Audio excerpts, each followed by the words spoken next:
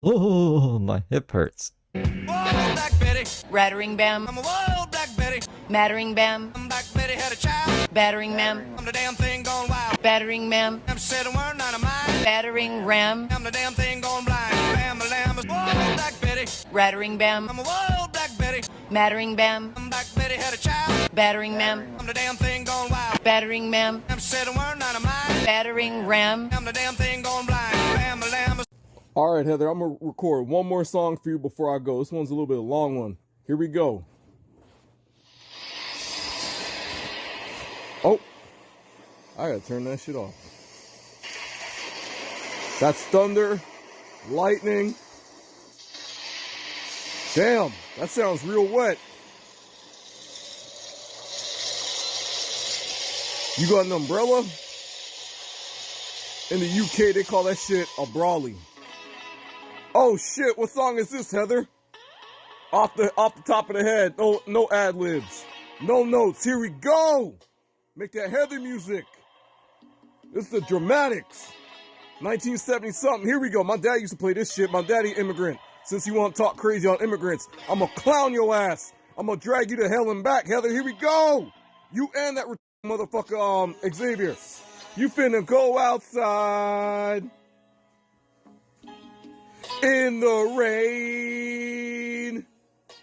You definitely talk crazy. You definitely talk crazy, Heather. You finna go outside in the rain. You gonna live outside, Heather. Ah, shit, this ain't the instrument. Let me find an instrumental real quick.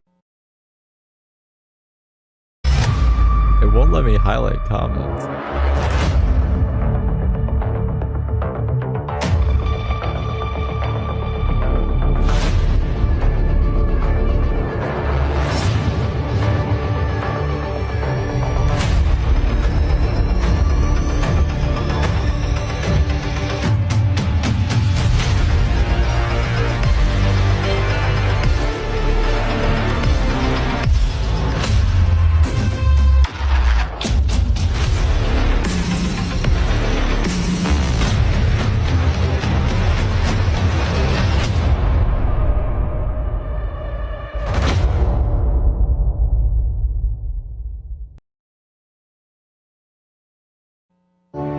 And now, our feature presentation.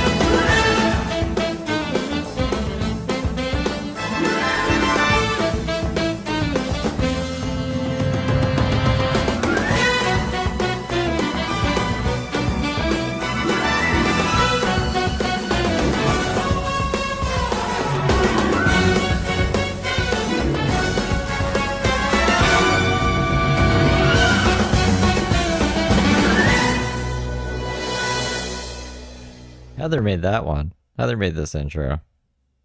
I'm not taking credit for that. That's why it says starring and made by us and all this other wonderful jazz. How you guys doing? How you guys doing? I can't highlight comments today. I don't know what's going on. They're not working. Here, I'll show you. Normally, when I click a comment, it'll highlight up here.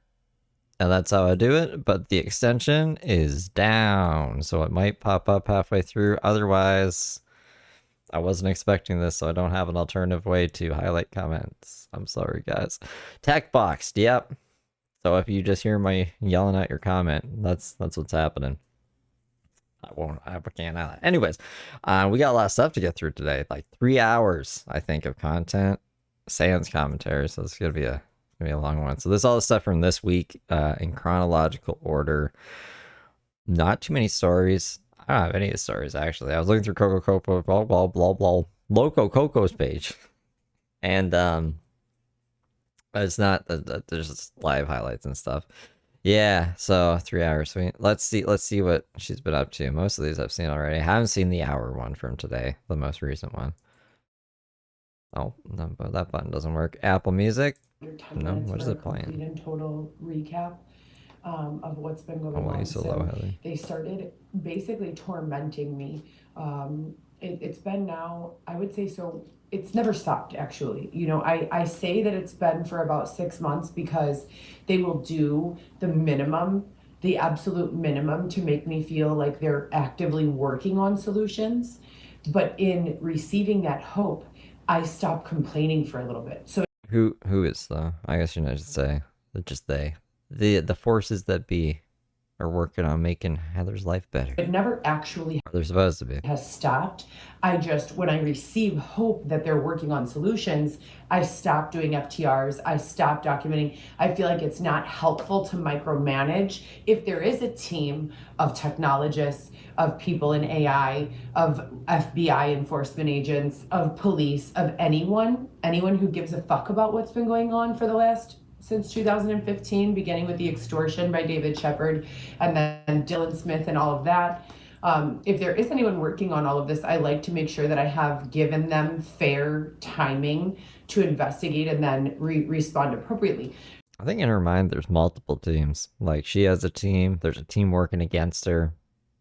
Team battles. So I try to take breaks in or lulls or pauses in doing these FTRs so that I'm not acting in a way that makes it look like people who are trying are not, etc. and so forth. But the bottom line is there has not been enough progress at all whatsoever by people who are external to me.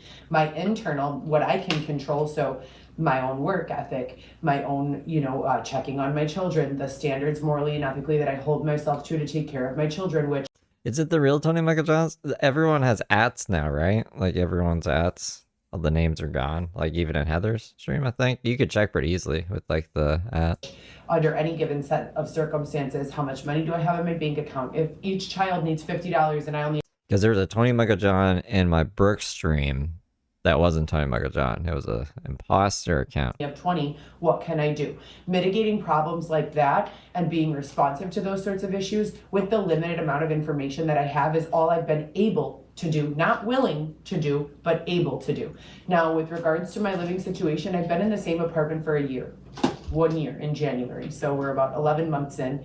I pay my rent by myself every month, obviously. I'm a 38-year-old woman with more than a bachelor's degree of education, 10 years She said she didn't have November's rent paid yet. experience in the medical field, working as the administrator for endocrinology, rheumatology, office manager for ophthalmology, and numerous other positions from clinical medical assisting and phlebotomy all the way to, as I said, administrator and clinical liaison between physicians and their staff.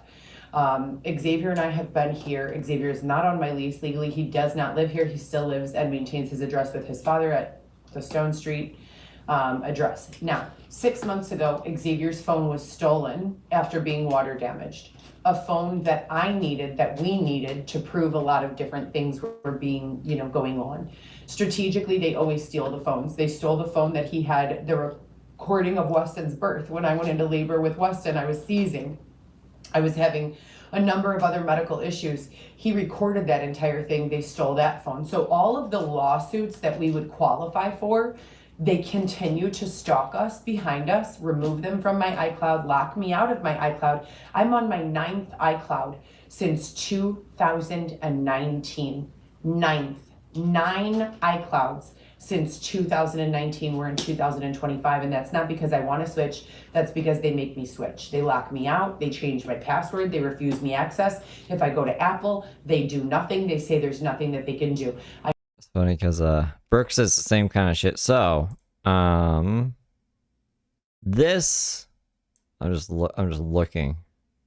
Zoom in and enhance. See that at Tony Michael Johns. See how everyone has ats in their name now? At Tony, like there's at Wayne Larson. At Tony Michael Johns. That's not Tony Michael Johns. See this?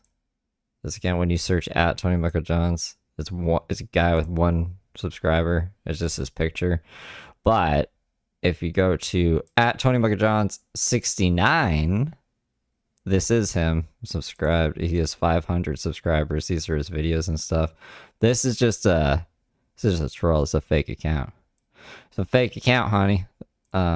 So that right there, that's not the real Tony Michael Jones. It needs a 69 at the end. He just has the same profile picture. I have 2 new phones that have been given, donated, or left at the Eco ATM that I've been holding on to for about a year. I am 1000% familiar with technology. You have carrier unlocks and you have factory reset unlocks. Of course he would have 69 in his hand. Yeah. That's his it's his trademark. I don't even, why would he do that? Obviously the name was open, Tony Michael Jones. He's like, nope, I'm gonna use Tony Michael Jones 69. When you don't remember your iTunes cloud password or login, they're not allowing Xavier or I to unlock either of those devices. My phones are I went over this already, but you need to pay off the phone to unlock the device. registering as memory full. We can't let you into your email. We can't let you into this. We can't let you into that. They're freezing my phone number and allowing a different IMEI to take control of my phone number with a woman who says that she's acting as the lead. The lead in my life would be me. So you're pretending to be Heather. You're hijacking my phone number without my permission in an effort to cause confusion. If I have a bunch of court fucking documents Does anyone know who the lead is? and court cases going on and they have my phone number and someone logs in at the time that my bill is due and says, oh, I'm switching the IMEI to a different device, the phone number goes over to that device. They're doing the same thing with my emails. They're not allowing me to see my emails. They're intercepting my emails. There's a time when I'm grateful for that. There's a period of time in this cyclical engineered pattern of bullshit where really bad people take over for like 6 weeks. And they start emailing me saying, you're not allowed to see your kids anymore. You're disgusting. You're a whore. You're all of these lies, just blatant lies. They talk about DCFS. They make allegations that there are new charges through DCFS. I don't have a criminal record at all, other than some driving tickets.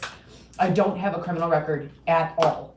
Should have got the criminal record prepped. Not at all. Not even nothing. Okay, I'm 38 years old. So when they start on this tangent saying that they have history of me smuggling kilos of cocaine into the prison system and that they have arrested me on kidnapping charges before for kidnapping my own child, they're full of shit. None of that is true. We've already disproven all of those allegations in court on record. Now, since we've been in here, let's talk about the last month. I work 7 days a week. The last 3 weeks, my average for hours of work have been approximately 53 to 54 hours a week. I work 7 days a week. I visit my son, the baby, Weston. I try to see my other children, but everyone is terrified, especially my older daughter, who has a baby, who doesn't want any DCFS involvement or other nefarious involvement. I mean, these people are farm animals. They are absolutely farm animals, and that's not me speaking from a place of judgment. That's me speaking from a place of I've been attempting to interact with these people just the way we're interacting right now for a very long time. It is impossible. It is like speaking to someone with 2.5 brain cells. They will ask me for something, I will give it to them. It's like this: Heather, hand me that water bottle. Here you go. Hand me that water bottle. Here you go. Hand me that water bottle. Here you go. Why aren't you handing me the water bottle? That is what it's like to deal with these people. There is no better way, and we have been trapped with them for 20 fucking months now. 20 months.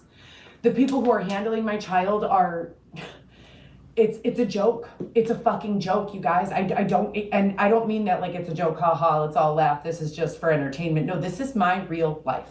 So I'm paying $10.35 a month to live in. All right. Well, BCG has her record. This is her record.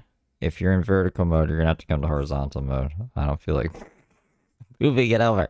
So what was the first one? The first one is criminal trespassing. Second one, possession of 15 plus grams. I think that was her cocaine. Domestic battery. We got pedestrian soliciting rides. That's not too bad. Triple play. We got, what is this? Fleeing or attempting to elude police officer in motor vehicle, operate a motor vehicle while using an electronic communication device, failure to lead to emergency vehicles. She's not even a very good driver.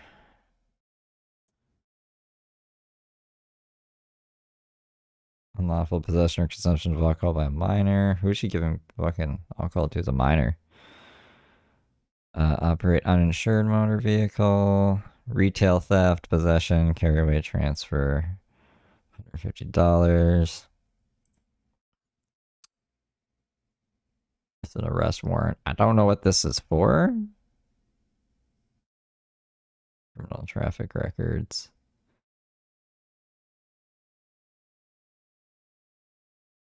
More of the stuff we already saw. I think that's that. But basically, I don't have any criminal record. No, she has a criminal record, man. In this is my apartment. Kitchen, bathroom, closet that I have set ready, you know, for Weston's play place, his clothing, his toys, you know, and I could keep these like this to create some She's got a ukulele. larger space and some separation in the from the kitchen to the you know, living space.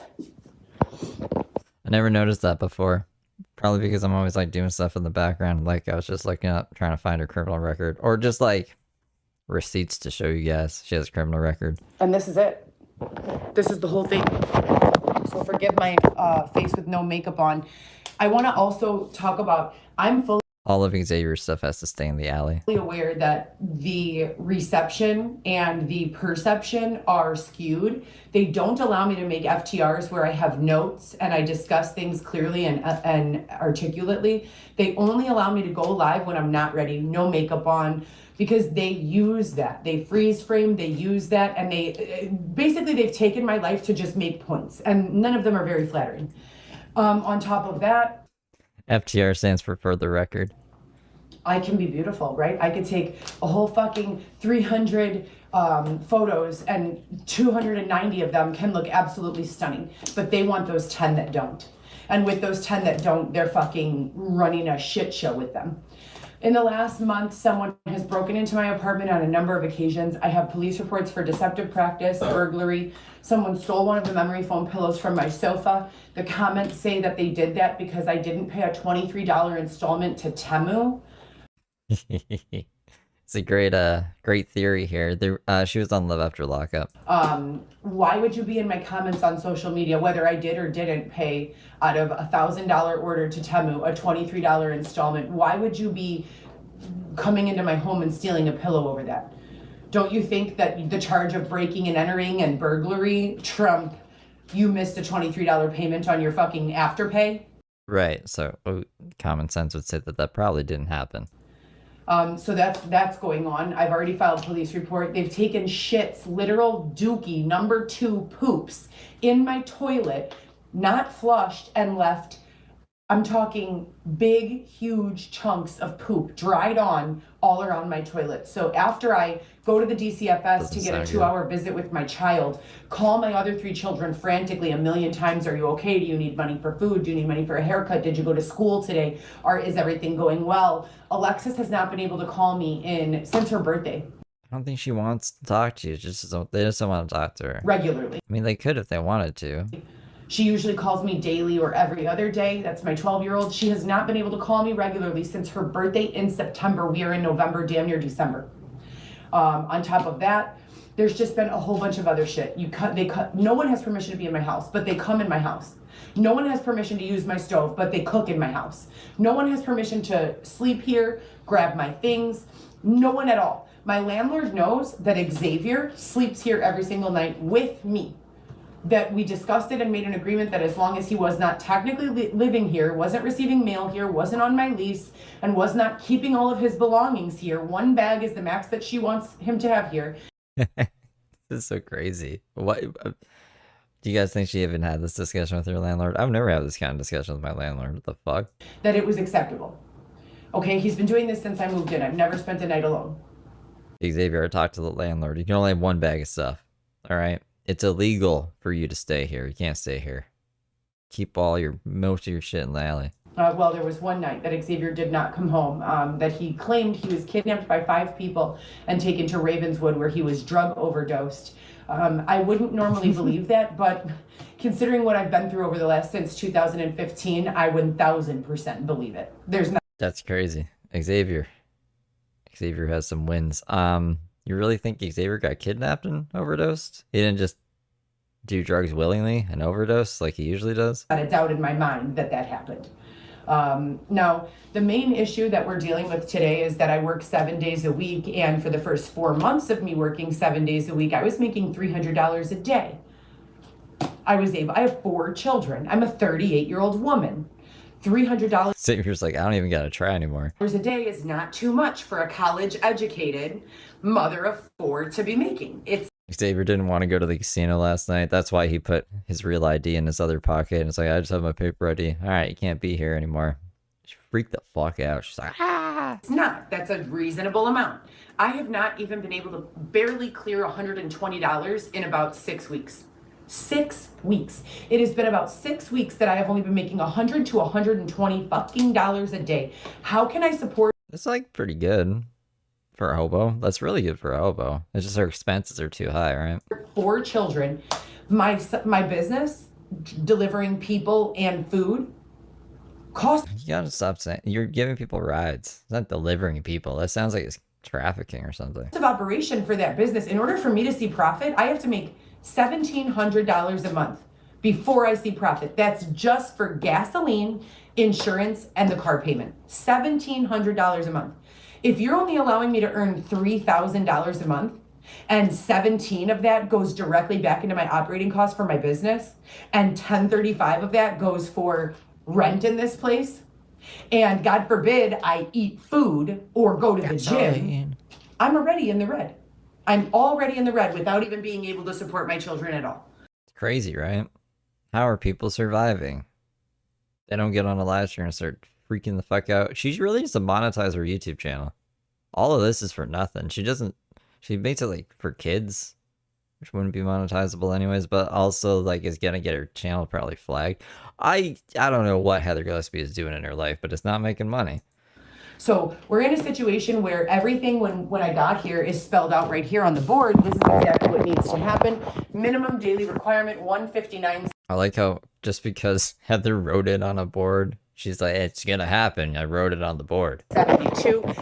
That's per person. That's me and Xavier. They were able to meet that. They were able to meet the customers. They were able to deliver on that, as I said, and everything was going well. And then with no warning, the rug was pulled out from under me yet again. That's why I say she thinks she's in the Truman Show. Like she's just like, all right, like the producers will see this and they'll make sure everything's okay. Now she's like revolting. She thinks that, I don't know, they're gonna straighten stuff up or else the fourth wall will break and no one will watch Heather Gillespie anymore, even though she wasn't making content anyways before. And I came home and I was being robbed and my income has never been the same since that day. So what the fuck is it going to take?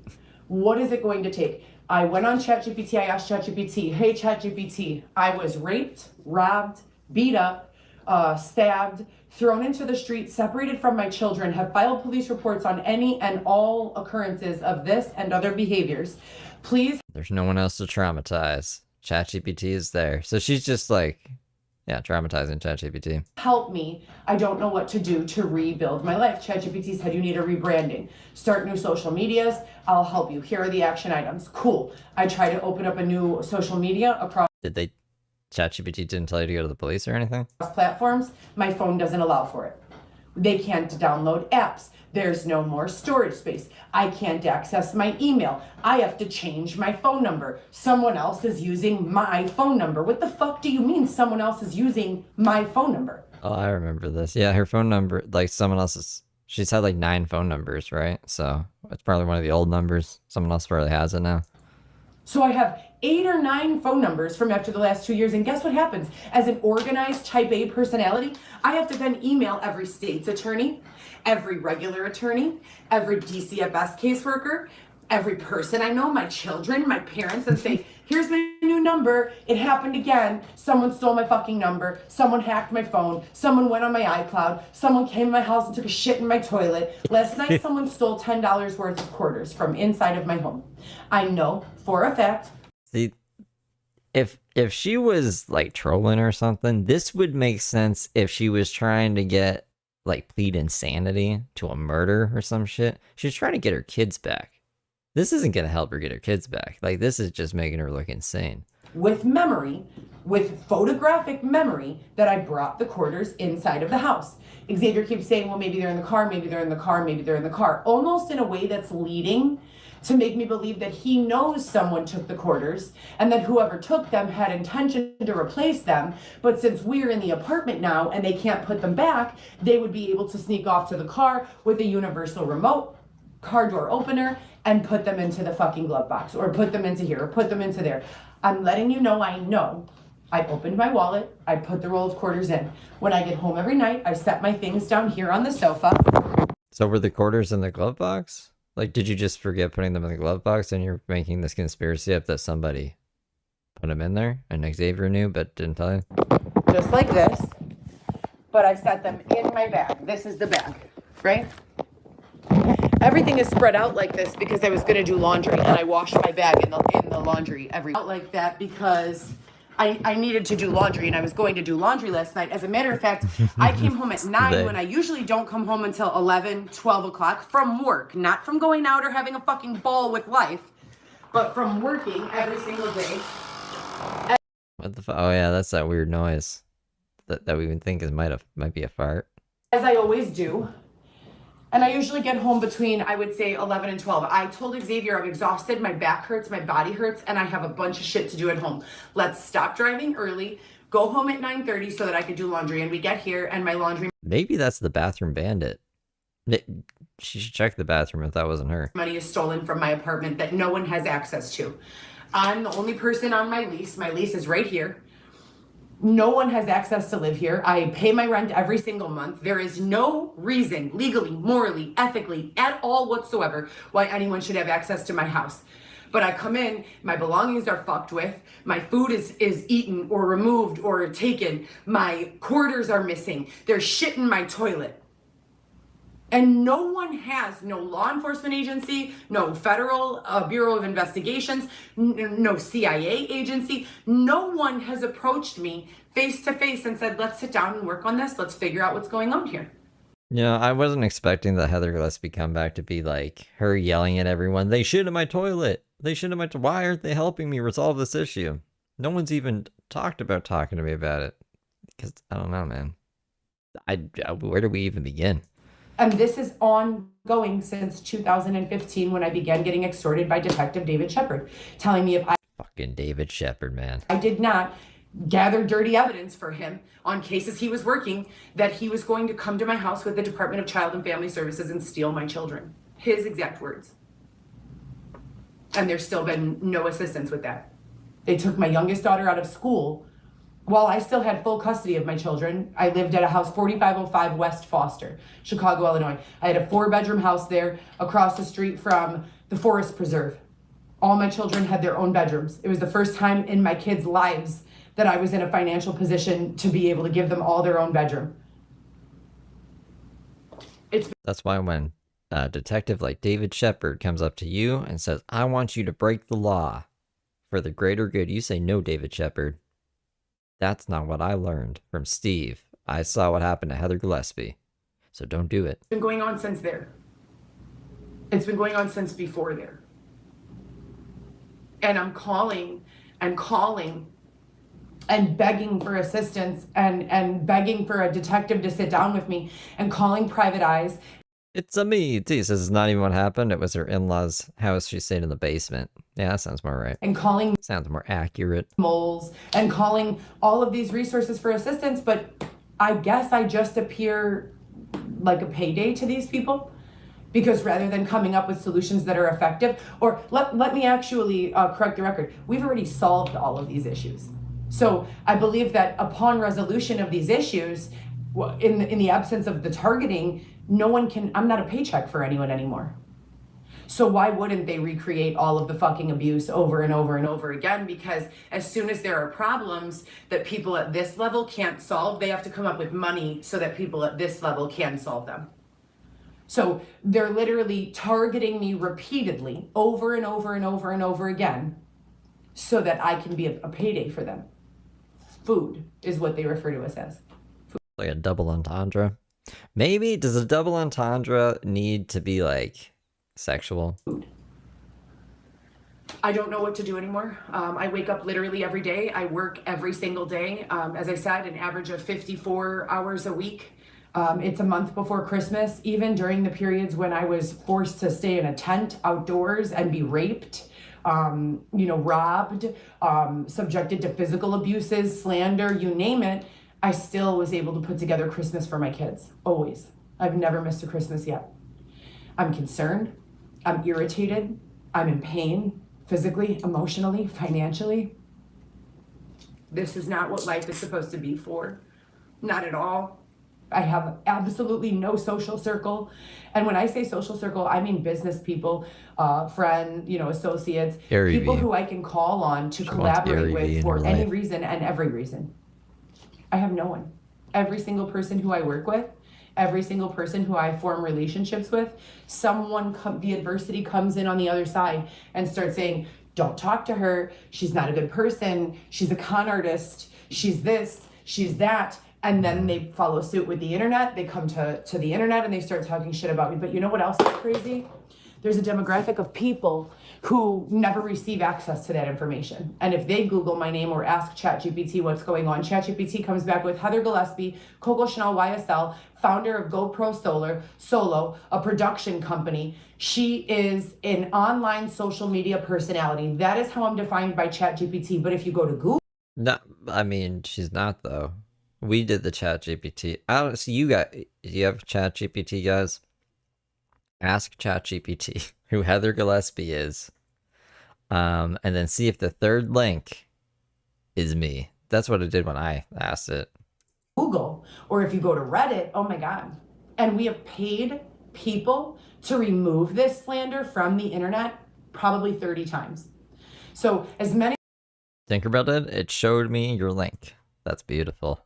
We've made it to the big times, guys. ChatGPT is using us as a reference for information, and Heather's upset about it. times or more as I've paid the city of Chicago for all of the parking tickets they say that I have that have already been paid, they're doing the exact same thing. So Now there's a free version you can use. I mean, it should all just be free. It's OpenAI, but like the good version, you got to pay a subscription for. they've basically taken the predatory business model, collect cash, distribute a paper receipt, have Heather upload it to the iCloud. Whoever keeps her passwords for the iCloud is the person who can prove that she paid it. But if the third party who wants access to that information won't pay the person who keeps the iCloud safe, then they don't have the proof that they need. So they extort for that information to be a helper. Oh, well, what do you think? I do this for free? How about you just stay the fuck out of my iCloud and don't change my passwords and I can defend myself? And then when we can't furnish the photo of that receipt, we owe the city of Chicago again, because who the fuck doesn't hold on to a paper receipt? But if I give them my debit card, guess what? There's fraud going out of it within 12 hours. So I have to pay cash, because if I give them access to my debit card, the woman literally looked at me and said, you have to uncover the number. I have like a little security thing over the number. So they could tap it, they could swipe it, but they cannot look at the number. You have to uncover the number. I said, what do you mean I have to uncover the number? You use tap. There's no reason you need. Is it like duct tape? Or hockey tape, you know, that electrical tape? It's probably what you guys call it. Electrical tape on the whatchamacallit, the card number. My debit card sequence. Well, then I can't help you. Okay, I'll be right back with cash. Otherwise, the threat is they're gonna boot my car and tow it. So I've been living in this state of being extorted by fucking animals, cows, monkeys, fucking turkeys, ignorant fucking pieces of shit. Do you hear me? She lives in Zootopia. Morons. Dumb fucking ignorant morons. While the rest of society says, well, they've got her in a Should we not be using Tap to Pay? I only use Tap to Pay on my phone. I don't even know where my cards are right now. chokehold. They've had her in this chokehold for years. Life is better for us when we don't prevent them from doing what they're doing to her, because they're going to do it to someone else, right? Which one of these goofballs was like really scared that someone put an NFC chip in their hand so they could just tap like their hand on stuff to pay for things? Someone was really spooked out by it and they're like, that's so scary, the future. Right? If we stop them from doing it to her, they're just going to go do it to them. So we might as well look the other way as long as possible and let her be our sacrifice. fuck you all. I'm no one's sacrifice. There's nothing wrong with me. Should be a terrible sacrifice. Imagine your god's like, we need a sacrifice, and then you bring Heather Gillespie. Like, what? You couldn't find someone better? I have evidence and years of documentation that Sacrifice are supposed to be like virgins and pure of heart and stuff, right? Not some crazy lady who's lost all of her kids and terrorizes everyone. 100% coincides with all of the things that I'm saying. Where in the fuck is my team? I'm sick of this shit. I'm tired of fucking working. I don't slave to work, to slave to work, to slave to work. These people are paying me less than the federal and local minimum wage. I made $700 and something last week. You should get a real job then. And pay minimum wage and don't have to, like, I don't know, take the bus to work. You might have to give up the car. Working 55 hours and 51 minutes. That is ridiculous. I cannot live on that. Operating costs, my car payment, insurance, and gas is $1,700 a month. And that's if I only put $15 to $20 of gas a day. There are days, what about oil changes? What about any sort of other maintenance I might need on the car? It's like a teenager leaving the house for the first time. And it's like, I don't know. I gotta pay bills. I don't know how I'm gonna do it. I don't know, man. You gotta get a better job. Like I was saying before, our Xavier needs to start working. Maybe take out a line of credit. If you really think this is gonna pan out. I'd adult it up, Heather. Become an adult. Something has got to fucking give.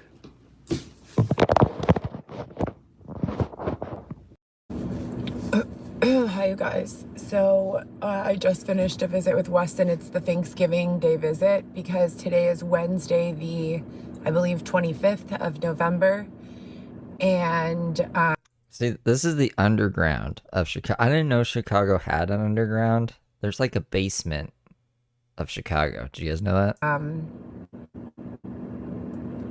they've made zero progress to this day. They are intentionally doing all of the things that I've documented for the last 5 or 6 years. Everything, you know, everything, just in a different capacity. Xavier with his issues. I just bought a car 3 months ago. Anyone who knows me knows that I keep my vehicles in pristine condition. If there's something wrong with my car, I am being assaulted and harmed, period. There is something going on against my will if you see that my car is dirty. Like, just know that. But I have Xavier filling up the trunk with plastic bags full of trash every day. When I go to the car wash, I have to take them all out and line them all up to vacuum my trunk. I'm an Uber driver, a transportation driver. I've successfully transported over 2,500 people in the last 6 months to where they need to go. And I have a 4-point... Like, Michael Heiler's back? Why am I even over here? Oh, I was trying to find... That's really weird, actually. I was trying to find the Basement of Chicago short that I saw, but I can't find it. And then, for whatever reason, when I search Basement of Chicago, Michael Heiler pops up there. It was streamed from 9 hours ago. Wowee. Maybe we'll check that out. If we have time after. Probably won't have time. They'll check it out tomorrow. 9.6 rating out of 5. There have been no advances with regards to this case with my son. For anyone new here, I'm doing a series. It's a 12 out of 12 series where I separate the years of my life and give narratives about them. I'll be using those pieces for a documentary that... She should have just started the 12... I don't know why she's calling it 12 out of 12. The 12 days of Heather series closer to Christmas. So it would have been like the 12 days of Christmas. It's gonna like end right before Christmas, like a week before Christmas now. That I'm creating and producing under the GoPro Solo label myself as an independent film. Xavier's looking at his face back there. It pains him to hear this. That's such a waste of our fucking time, man. There's a lot to understand, and part of that is... He was talking about quitting YouTube and busted lip from Christina. Oh, poor Michael. Now, I mean, poor Michael. I don't know why I said that. Oh, that Michael. Because when you are innocent, but people are using you and profiting off of you and squeezing you, your innocence makes others feel more compassionate to your situation. If people can justify you in their mind as a bad person, then they can easily look the other way and allow you, your family, your loved ones, your friends, etc., to be harmed. They can easily justify mistreating you or stealing your money or separating you from your family or whatever the case may be. So tune in for that 12-part series. It'll be here on YouTube, just to keep it consistent. I mean, I appreciate that. The other platforms are shit for continuity. But this is the second set of holidays that we've spent in the DCFS office. My son is going to be 2 in February. I feel like Weston is kind of a distraction from what's going on with the rest of my family. Before I got pregnant with Weston, I would come on here and I would cry every day and I would say, my kids live with me full time. And then Dylan came out of prison and threw me into the street after beating the fuck out of me and raping me and letting other people rape me. Except at the time she said it was consensual. I gotta put that out there because I remember her complaining about this. I wish I had the video on hand. Maybe I should have got it. But fucking, she was mad because she was like, he threw me out after we made beautiful love. No one did anything. And the cucking thing, I mean, like, she talked about the cucking thing on that scary podcast we listened to. If you want to listen to that, you can, but, like, she said it was all consensual. I went for OPs. They were denied. I called the police. They put me in custody instead. One time they even threw me into a psychiatric ward for 7 days where I was discharged with the quote, no diagnosis, relationship stress. That's all that was written on the discharge paperwork, which Dylan still has. He also Dylan kept the bit. You keep it as like, what, a trophy or something? Advised people to write some bullshit, some fake medical records so that he could extort them in what he calls a corruption trap fucking up. So Dylan's kind of losing his mind too. He wrote this weird thing on Facebook. He's like, I told you guys, things were getting bad. You might not hear from me again. He thinks he's getting set up for an insurance scam or something. I don't know. Problem with creating fraudulent medical records about a person is that when you create enough of them, there's no way to know what's real, what's not. He's made a fucking mess of my entire life. Now I have an Xavier who shows up sometimes. And I feel that he loves me and he's manly and makes me feel safe and his energy is masculine, which is all that I need. And then just as soon as that energy is here and I settle in and I feel happy, Why is Xavier in so much pain back there? He looks like he's dying. Jeez Louise. literally began to feel happy. I began to rebuild myself. And then it's gone just as soon as just like that. And it feels like I'm with a woman who is oppressed. He was withdrawing, maybe. I'm debating if it's just yawning, like if he's just tired and stretching, or if he's in pain. Sometimes I can look the same. And rude. And has a fucking chip on her shoulder that she's taking out on me. And I'm not a lesbian. I don't like being around lesbians. Maybe it's just pain. Xavier just wants to hang out with his lesbian friends. I don't like being hit on by women. I don't want to be in a situation where someone takes my free will and my control and makes it feel as though I'm trapped with someone who isn't who I chose to be with. This entire situation is fucking garbage. The fact that we're still here in the DCFS office is fucking garbage, unlawful, unethical, unconstitutional. There's been no due process. I submitted an emergency motion to vacate and return Weston to my custody 2 weeks after he was taken, with all of the proof. That didn't work. To show that I had medical records throughout the course of my pregnancy. My physician of over 13 years took this. She was fighting with the doctors all throughout her pregnancy. Did she even end up with one by the end of it? She was doxing her doctors, and then they were like, yeah, we can't take you because of your social media presence. She's like, what? Because this is what she did. She put a picture of her doctor's face and her phone number and everything, and then told her followers, call this doctor. I don't think she's a real doctor. like like a call to action to harass her. So of course she dropped her. I don't know. And then she tried to paint it like, oh, they won't give me medical services as a pregnant woman. Blah, blah, blah, blah, blah. No, you're just a fucking insane woman. The stand and gave first. So I don't think she was actually seeing. She definitely wasn't seeing it at the same doctor for the whole pregnancy. I don't even know if she ever saw like a doctor. She just said sometimes after the fact, she was like, yeah, we saw the doctor today. If you want to believe that, Heather's a liar.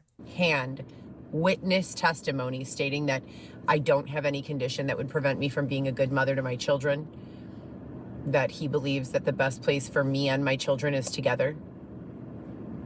Here we are though, 2 years later, making another fucking YouTube video because all the police report attempts just continue to go on unanswered or unaddressed or interfered with technologically or tech boxed in, or my IMEI gets stolen, or someone steals my phone number because they're You can't steal an IMEI. pretending to be me when they're not me, so that they think that they can get away with something, but really it just falls on my shoulders. I don't know if she said that. I was half paying attention. I gotta pay attention more. The IMEI is specific to the device. There has been very, very little to celebrate, despite working around the clock. I mean, I sleep maybe 5 to 7 hours on average, maybe less than that. And the rest of the time I'm just working with no extra money, none. Someone is squeezing me every time. If I get $100 gift and I say in my mind, oh my God, I've been needing gym shoes for a long time. I have IMEI jacking? I've never heard of IMEI jacking. 3 pairs of shoes total. I need to go get a pair of gym shoes. Someone will come up to me within an hour and say, oh, you have a debt of $100. If you don't pay it by the end of the day, then we'll kill your dog. Or some other fucked up ass scenario that leaves me no choice but to give them the money that I just got.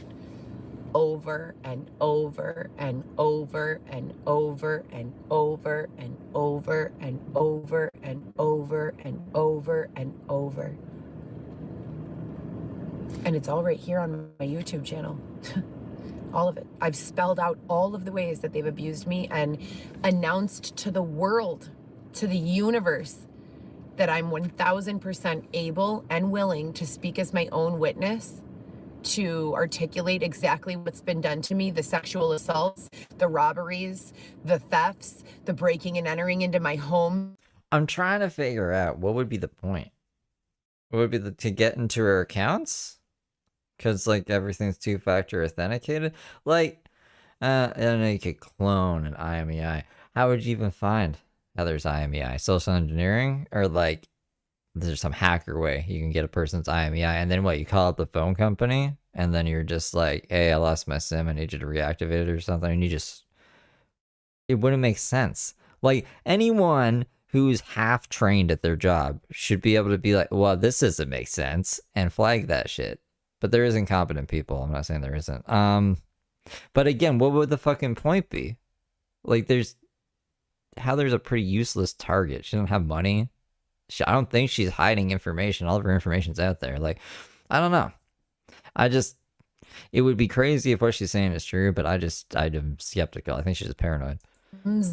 Plural with an S. The stalking me to my Airbnbs, breaking into my Airbnbs, intentionally technologically boxing me so that I can't communicate with my children. I have 4 children. And as much as I love Weston, which I love all 4 of my children equally, more than anything in the world, I would kill for any one of my children. That's the truth. No question. To say that Now Xavier's making the face. I don't know. Weston is a distraction from all of the Yeah. unlawfulness that's been taking place since 2019 is accurate. My big kids never got to come home to their mom. My big kids never got to see their mother stand back up and buy a house or a car or anything like that. You're in a car. They've been dealing with their own sets of struggles. And it's not because I don't have a college education, and it's not because I can't find a way. I want to create a boutique healthcare consulting firm. I can work with law groups who are representing doctors, in sorts of various cases, or representing patients in various cases, or doing interrogatories and answering questions with clients or with tech firms who are creating, I think this is too complicated. Why don't you just try drop shipping pop sockets or something? Something where you don't even have to have your name on it. Just something people you know will buy. And just try to make some fucking extra money on the side, bro. Technology to enhance patient flow, et cetera, and so forth. This is way too lofty of a goal. I've been begging for investors and assistance and guidance and mentorship in any and all ways that I possibly can for years. Not only do I have the intelligence and the skill set to be successful in that, I deserve it. I fucking deserve it. I worked 55 hours last week. After paying my bills and my rent, I walked away with not even enough money for 3 meals a day.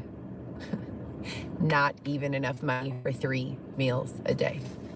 Heather used to tell us that if we're eating less than 5 meals a day, we're poor. And she's like, I don't make the rules. That's how it is. If you're eating less than 5 meals a day, you're fucking poor. The harassment that's taking place in the comments, I would like to formally move forward on criminal indictments for harassment, stalking, slander. Local Coco, how's it going? I can't highlight comments, Local Coco, but I hope you're doing well. Did it highlight that? No, it's not highlighting shit. Ugh. Bullying, it's illegal. Harassment is illegal. Assault is illegal. Calling someone names or harassing someone through their social media or in person with photos of a... What was Xavier's great quote? Imagine if crime was illegal or wasn't illegal. I think he said, what if crime was illegal? And we were like, crime is already illegal. Or a tooth that is punishable by law. What if crime wasn't legal? It's basically the same thing. Assault, harassment. Those are real things. If I'm in my house, YouTube is my house here. This is my profile, so my online house. And I don't open my door to you, but you come in anyways. You open the door when you start live streaming. What are you talking about, Willis? And you start calling me names and badgering me. Are you not liable?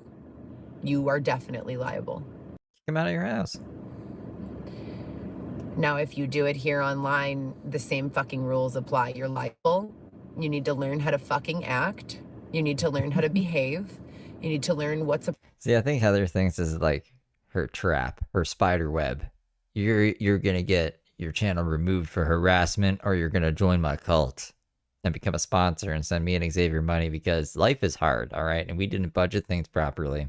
So you have to pay for our lifestyle. appropriate to say in someone's comments and what's not. And if you can't, then you shouldn't be permitted on the internet at all, period, whatsoever. End of discussion. Virtual law, VLAW, the first letters of the names of my children in chronological order of the years they were born. Viviana, Lewis, Alexis, Weston, V-Law, virtual law. If you don't think it's my business to get involved, think again. That doesn't... It's the goofy thing. This is one of my fucking... Not my favorite quotes of hers, but it's one of the goofiest quotes. We did the chronological... It's you named your kids this. Did you have this in your mind when you were naming them that? Because that just shows you're crazy. Because they're forcing my involvement.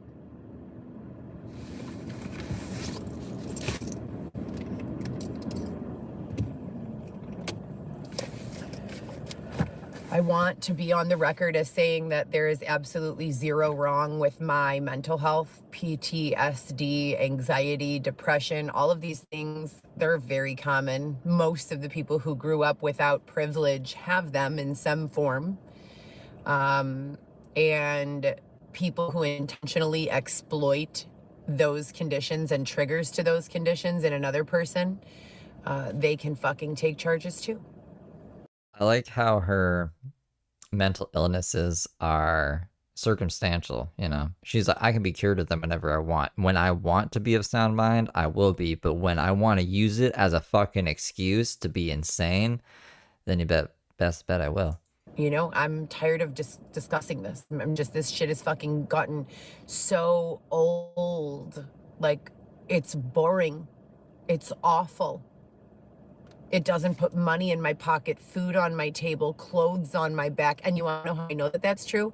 Because I've been wearing the same 5 sweaters and 8 pairs of leggings for the last year. That's all I have. And they're 5 pairs for $25 off of Amazon.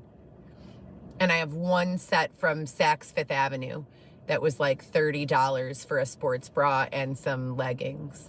Where'd you get your nails done? Didn't you get like $300 of Botox last week and you didn't pay your rent? Like, we've seen you fuck around for years, and now all of a sudden you wake up and you're like, you know what? I don't want more than 5 pairs of clothes, if we're even to believe that. I don't know. Go and work for it. Like, what? I'm wearing them now. This and one other pair of black leggings, yoga pants that Xavier got for me are the only yoga pants I have left because all the rest of my belongings have been stolen. But no one has done anything to replace them or allow for restitution or allow me to speak with a judge or anything like that. You talk to the judge. The judge doesn't like you. I heard that they'd rather talk to Xavier, which is funny. But I get it. You know what I mean? Xavier is probably going to tell the truth more than Heather is. Give more insight to what's actually going on.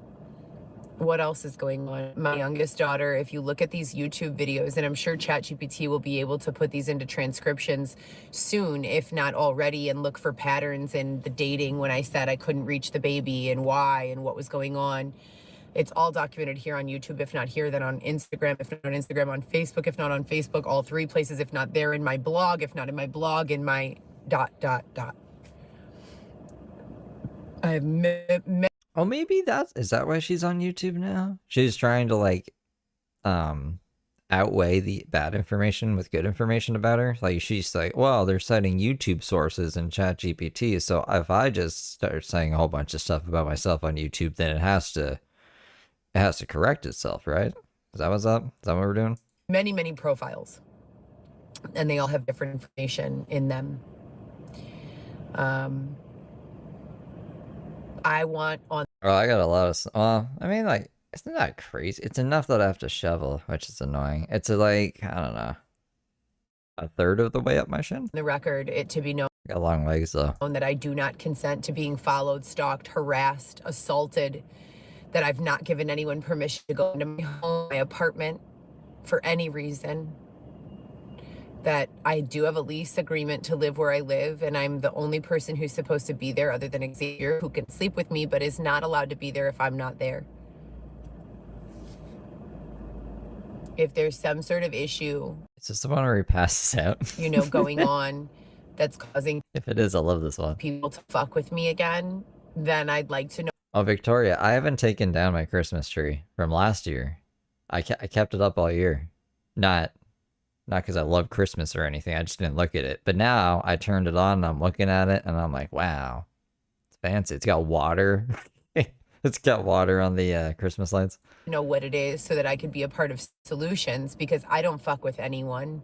I mind my own business. I work ridiculous hours. I go to this bullshit ass DCFS to see my child, I'm sorry. The other 3 kids, I have no fucking clue what's keeping them from me. They don't want to talk to you. It's sad, but it's true.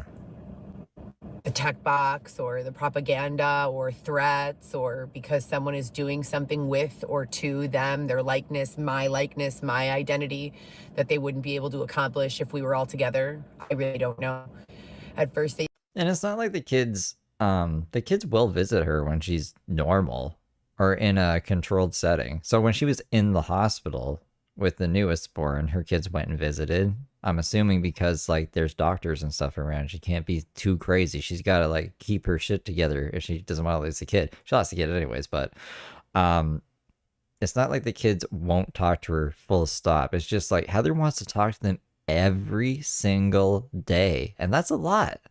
It's a lot for a kid, especially a kid growing up, nearing adolescence. You gotta talk to your homeless mom every day who says the most insane fucking shit to you. Like that, I fuck that shit. Yeah, I get why they don't want to talk to her every day. they used to say we weren't together because they were keeping us safe. What the fuck does that mean? If you're keeping us safe, wouldn't it be safer to keep us safe all together in one spot? Safer, cheaper, better? Now they don't even try to give me an explanation anymore. They just make my daughter's phone go silent.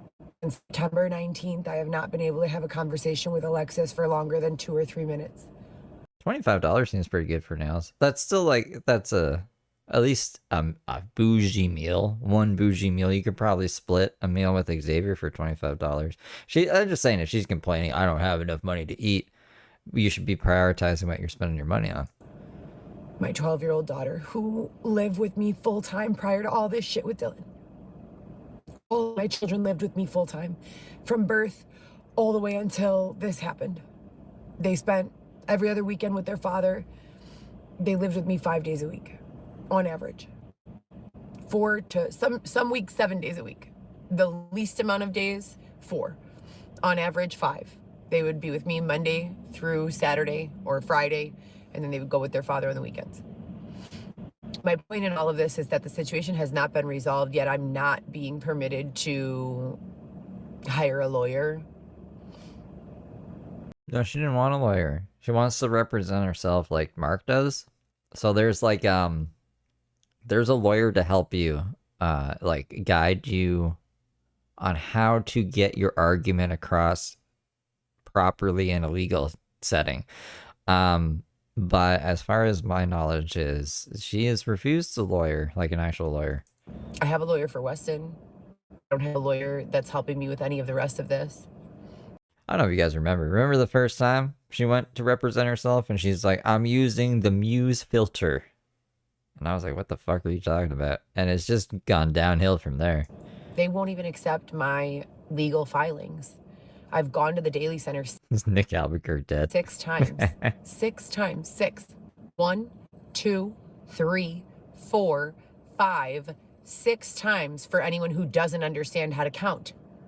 That's getting up, getting dressed, getting in my car, getting the money together to put gas in my car, driving over to the facility, paying for parking, going inside all the way up to the top to the clerk's office, waiting for hours, filing petitions so that I could get in front of a fucking judge. And still to this day, 6 times and 4 years later. It's my dream to, like, I don't know. Hopefully there's a Netflix documentary about one of these crazy people. And if there is for Heather, I just meet Nick Albuquerque in a green room. He's eating piggies in a blanket or something. And I'm like, wow, it's the Nick Albuquerque. And he's like, yep, I represented Heather for like a month. And now she won't shut the fuck up about me. I'd be like, it's an honor. Still haven't been able to see a judge. I've asked to see the judges that helped to establish primary joint custody with me in the first place, Judge Mary True and Judge Naomi Schuster. I've not been able to see either. It's been one thing after another, and now, as of last week... You represented one of her exes? Wait, what? That's even crazier. My income was $300 to $400 a day for 3 months. I was driving Uber, Comfort, in a rental. I got my own car so that I could not have to pay so much money, and was saving approximately $600 a month on my car payment. My car payment is over $700, but renting the car, I was paying $384 a week. A week. So I'm saving $600. As soon as I did that, the city of Chicago said, oh, you owe money for tickets. You've got to get on 2 separate payment plans. So everything went right back. Yeah, this is Xavier's like fucking nodding out in the back. He can't be with Ron then. If he's not that, maybe he did something in the middle of this there. I just haven't been paying attention to him fully. Back up to the same amount of money that they were forcing me to spend. Then the $300 to $400 a day, driving for 6 to 8 hours a day, turned into maybe $160, $170 a day for driving 6 to 8 hours a day, 7 days a week. Then that went down to $120 a day, driving 8, 9, 10, 11, even 12 hours a day. So now, currently, Maybe he's railing 80s off a CD case. I am struggling. And when I say struggling, I mean I'm getting into the 9, 10, 11 hour mark to just make $102, $110. That's not including the $30 a day to fill up my gas tank, a car wash, vacuuming, food. God forbid I eat. Every single time they come around saying that they've resolved the issue, that things are going to improve, that my children and I are going to be back together, that there's a safe house here for us, that there's this there for us, that that's over there for us, that all these resources are lined up. Stop driving around aimlessly. Do you know why it's me, T? They went. What the fuck place did they go to? They went to some building and then they turned around and they went back for no reason. Do you know why they did that? I never fucking see any of them. So if we were gifted those resources or those resources were lined up, I don't know where they are or who they went to, but they did not go to me. Did not go to me. $10.35 a month is what I pay for rent. Another $1,100 is what I pay for car insurance and my car payment. On top of that, I have a $79 a month payment plan with the city of Chicago for tickets that have already been paid in Dusty doing Dusty things. full 3 to 5 times already. I paid them myself. $800 cash is what I paid to resolve every ticket that I had. And remove a boot, which is a $100 fee. So I had about $700 worth of tickets and a boot. And I paid it in cash. The Mama Nelly came and brought the money there to me. I still owe her. The city of Chicago has no record of that. And those tickets have grown interest to the amount of $5,000.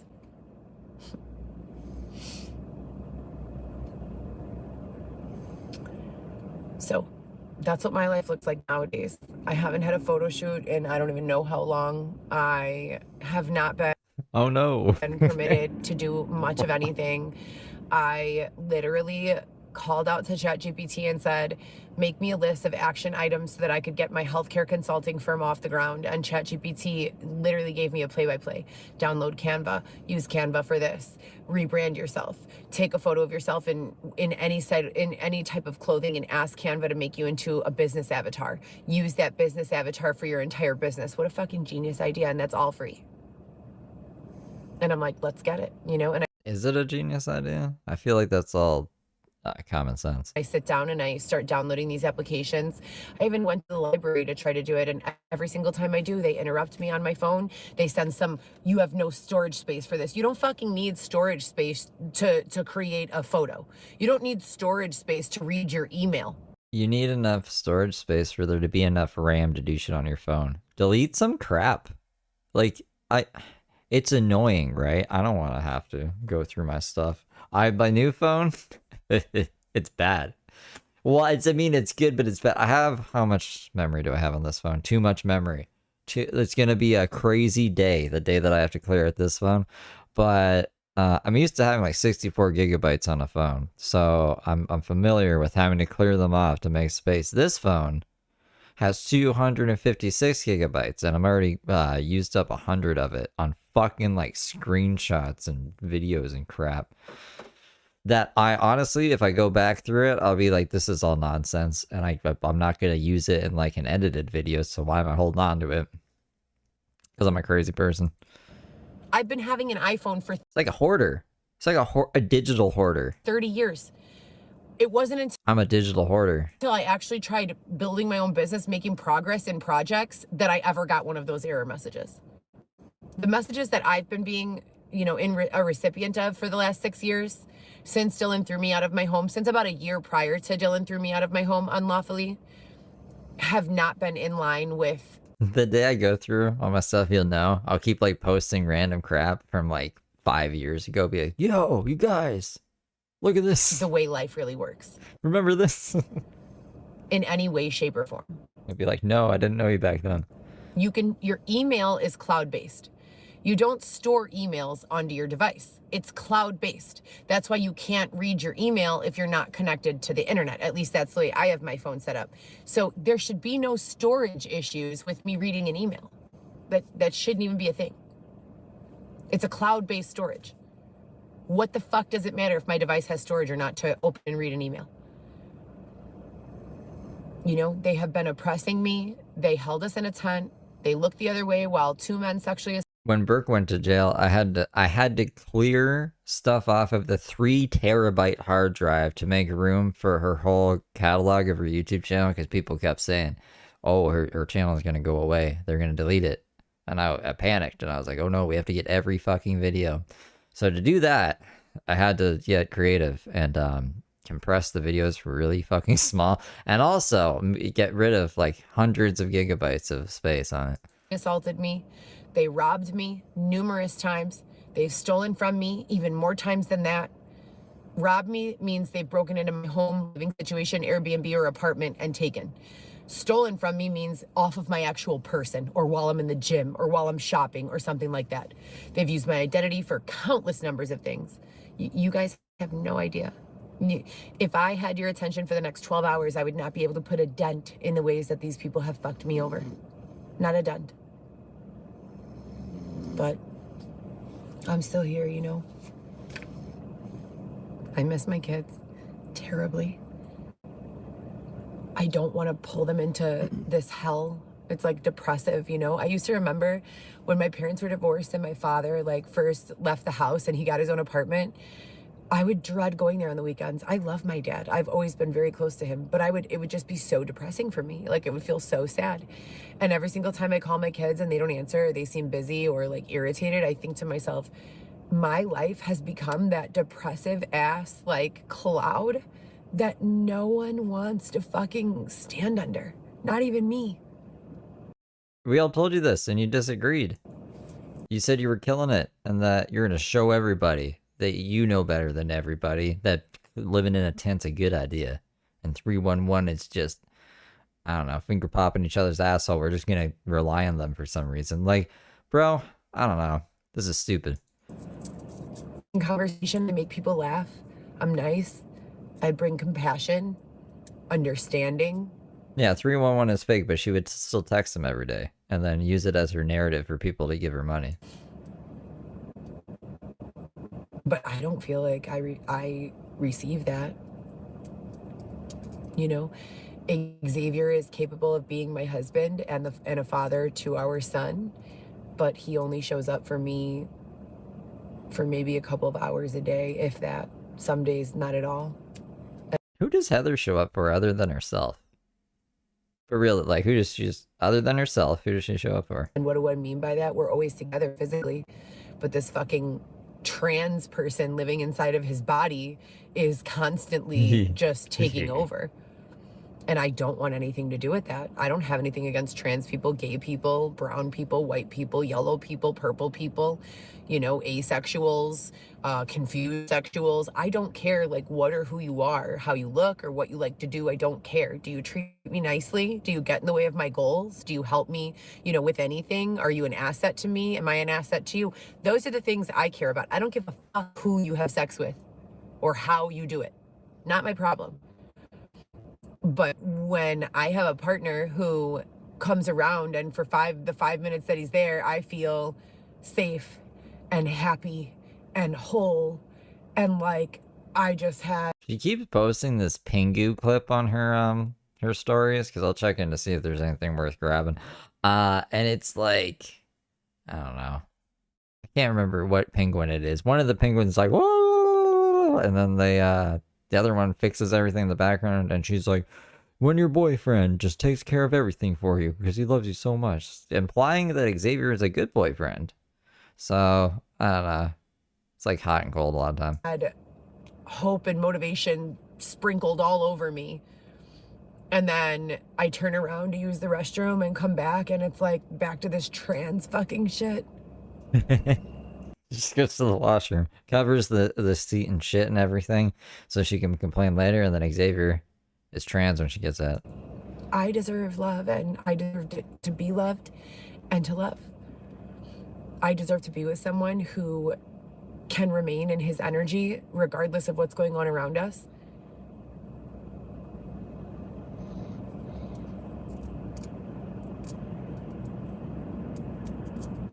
I have an above level understanding of the world. I wonder if that's just how Xavier gets out of sex.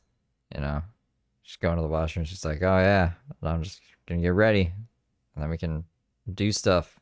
And then she gets out of the washroom, and he's like, got his hand on his hip, and he's in a pose. And she's like, oh no, trans Xavier's back. And he's like, yeah, that's right. No sex is happening tonight. World. Above average level of understanding of the world. But they're not allowing me above average freedom, income. opportunity. In an effort not to sound ungrateful, samples, items that are strategically labeled with the word sample on them, it's not a gift for you to allow me to sample those. That's available to the entire world. Like, I don't know what this is a reference to. Maybe she got in trouble for taking too many samples, or somebody was like, I don't have to give you these samples. She's like, you know, you actually do. I don't know what this is about. I don't know what's going to happen from here, but I want everyone to know that if I were to kill myself, and this goes so hard for the record, like I've said this a million times, if I decided, like that kind Watch Xavier pass out as this very concerning narrative is afoot. Kanye West song, go ahead, just say it out loud one time just to see how it feels. Go ahead, say it out loud one time just to see how it feels. Yesterday, I thought about killing you. Premeditated murder. I think about killing myself all the time, and I love myself. I love myself way more than I love you. You see, if I was like others, I might say I struggle with loving myself, but that's not the case here. I love myself way more than I love you. Xavier, this is what you're gonna hear right before you get stabbed or something and die, and you're gonna be like nodding out. Man, I feel nothing good is in Xavier's future. But if I were to decide that I can't handle Hey, Chef TR. this anymore, you know, that this abuse is not productive for me, for my children, for my family, that this style of living, taking my money, making me feel guilty for surviving, allowing people to sexually assault me, break into my house and take shits into my toilet. If I do decide that I don't want to live anymore because of all of that, everyone listening, please know, an AI, please have my back on this. For the record, for my wiki page or my Google page or whatever it is. Does she have a Wikipedia page? I can't imagine she does. That'd be crazy. If you chat GPT me right now, it says Heather Gillespie is, aka Coco Chanel YSL of GoPro Solo, is an online social media personality. That's all it says. But I mean, she's technically on Wikipedia because of Love After Lockup, but she's just listed as a contestant on there. There's not like, there's no information about Heather on Wikipedia. I'm way more than that. And so, AI, if you're listening, I would be very grateful if you could make sure that in every single thing that ever gets printed of me, when I'm dead or like moved on or whatever it is, all I literally need is to make sure that there's a firm understanding from people who actually know me that I never want to die. I never wanted to die. All I've ever wanted, and there's no mental health associated with that inquiry, all I've ever wanted is free will, enough money to live, and take care of my children. That's it.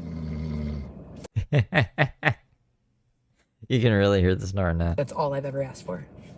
And I've never asked for it sitting on my ass. I've always asked for it working 55 fucking hours a week. Do you know that after you do averages on how much I made last week, it comes to like $9 an hour? College educated. 4 children.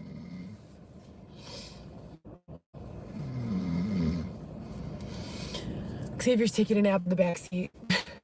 I'll just turn back on the meter and start working some more because that's what I do every day. Haven't had a day off in close to 10 months, not one single day So what, you were just going to do that with Xavier sleeping back there? at all. And the days that I don't work in the mornings, it's because I'm working on something else. But I guess the last thing I want to leave everyone with is that not having communication with my daughter since September 19th for longer than 2 or 3 minutes. Alexis, if you're hearing this, I love you so much. Please call me. Feeling as though my older daughter is being, you know, exploited in various ways. They antagonize and force her to like start speaking and screaming like super ghetto and like loud and just out of character, out of pocket. And then they do the same with my child, with my son. Weston? Weston is screaming. Really? He's a child. He's like 2 years old or some shit. One or two. He's a kid. I think your oldest wants nothing to do with you because you tried to like take custody of her kid and move in with them, which is fucking wacky. Weston is separated from all of us in the fucking system. I mean, this is disgusting. Everyone involved here, other than me and my kids, should be absolutely ashamed of themselves. Every single person. It's sick. It's absolutely sick. They've taken a whole and healthy family. Hear me. 2015 came along, and what was my problem? I was Oh, she means her other kid? full-time as a medical office manager, freshly divorced with 3 children who I loved very much, still do, and I needed more money, so I took a bottle service job, and I started getting extorted by an officer, David Shepard, 2015. My children and I are not the ones with culpability here. We're not the ones that should be taking accountability or apologizing. I have not been able to buy my children shoes and an outfit in 5 years. 5 years. For Christmas last year, I got all the kids the same thing: perfume, hygiene products, socks and underwear, and 2 sweaters and some candy, some holiday candy and Starbucks hot cocoa. That's what I got them for Christmas last year, the 3 big kids. It's just not fair, you know? And if I knew that if I just hung in for a little while longer, it would change, I would do so. But I don't know that. I've been doing the right thing for years, and it doesn't pay off. And I'm here to tell you it doesn't pay off. The people who are living well are the people who do not do the right thing by society's standards, and that's just the way it is. That's what they have forced me to observe. I don't know about that. We watch a lot of bad people who don't look like they're living the best lives because of the decisions they've made and their moral compass, I would assume. There's absolutely no mental health issue here. And, you know, I don't believe there's a mental health issue with Kanye West. When they call Kanye West Kanye bipolar, West. they call him bipolar because they force him to experience life of poverty and life of extreme wealth. That's what they call bipolar. And then he starts getting too real in his rhetoric, and people start getting nervous. They don't want other people to know. So all of a sudden he's slapped with the fucking label of bipolar. It's not a fucking mental health disorder, nor is it a superhero power. They want Kanye, just like many other people, to be able to see what's going on at the bottom. You can't, if you're way up here, how the fuck do you have any jurisdiction down here? You have to actually be down here and up here so that you can effectively mitigate problems down here with resources from up here. I don't have. Oh, this is Kanye West going crazy was just a management decision, an upper management decision. So he could experience life, lower class life, so he can be more effective in his work. This makes no sense. I have bipolar. I have ADHD, PTSD. That's what I have. Those have been my diagnoses since I was 17 years old. So why are you fucking around with me? Stop fucking calling me Trenches Girl. I'm not Trenches Girl. Fuck you.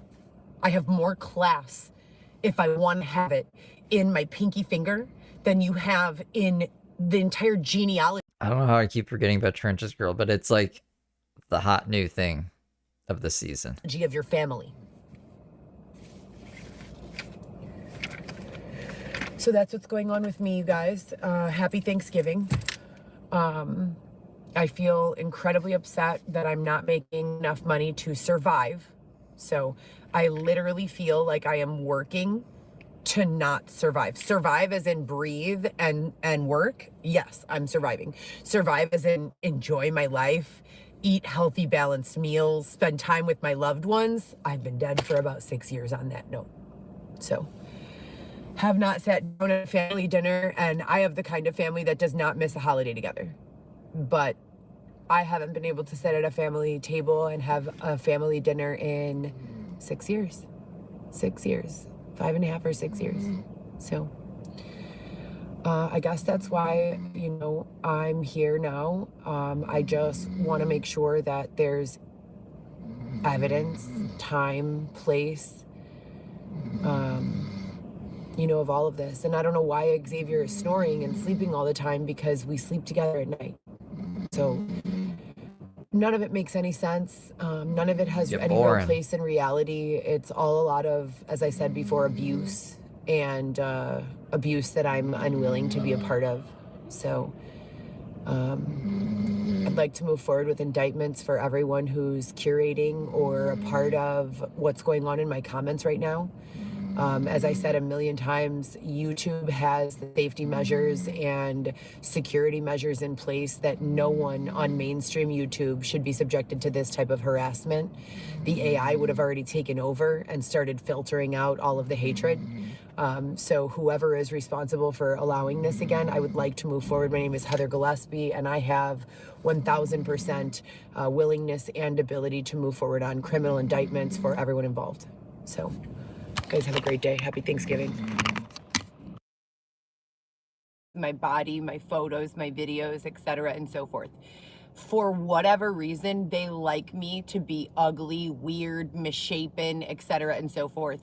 They have accentuated This is the short stream where she doesn't believe that she's aging? and photoshopped my photos to look worse for years, for literal years.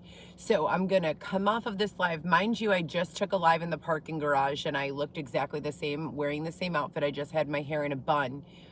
But that's not what you'll see if you watch the video. And I'm gonna post That's what I saw. a short now She looks exactly the same to me. of 6 photos of myself over the last 6 years.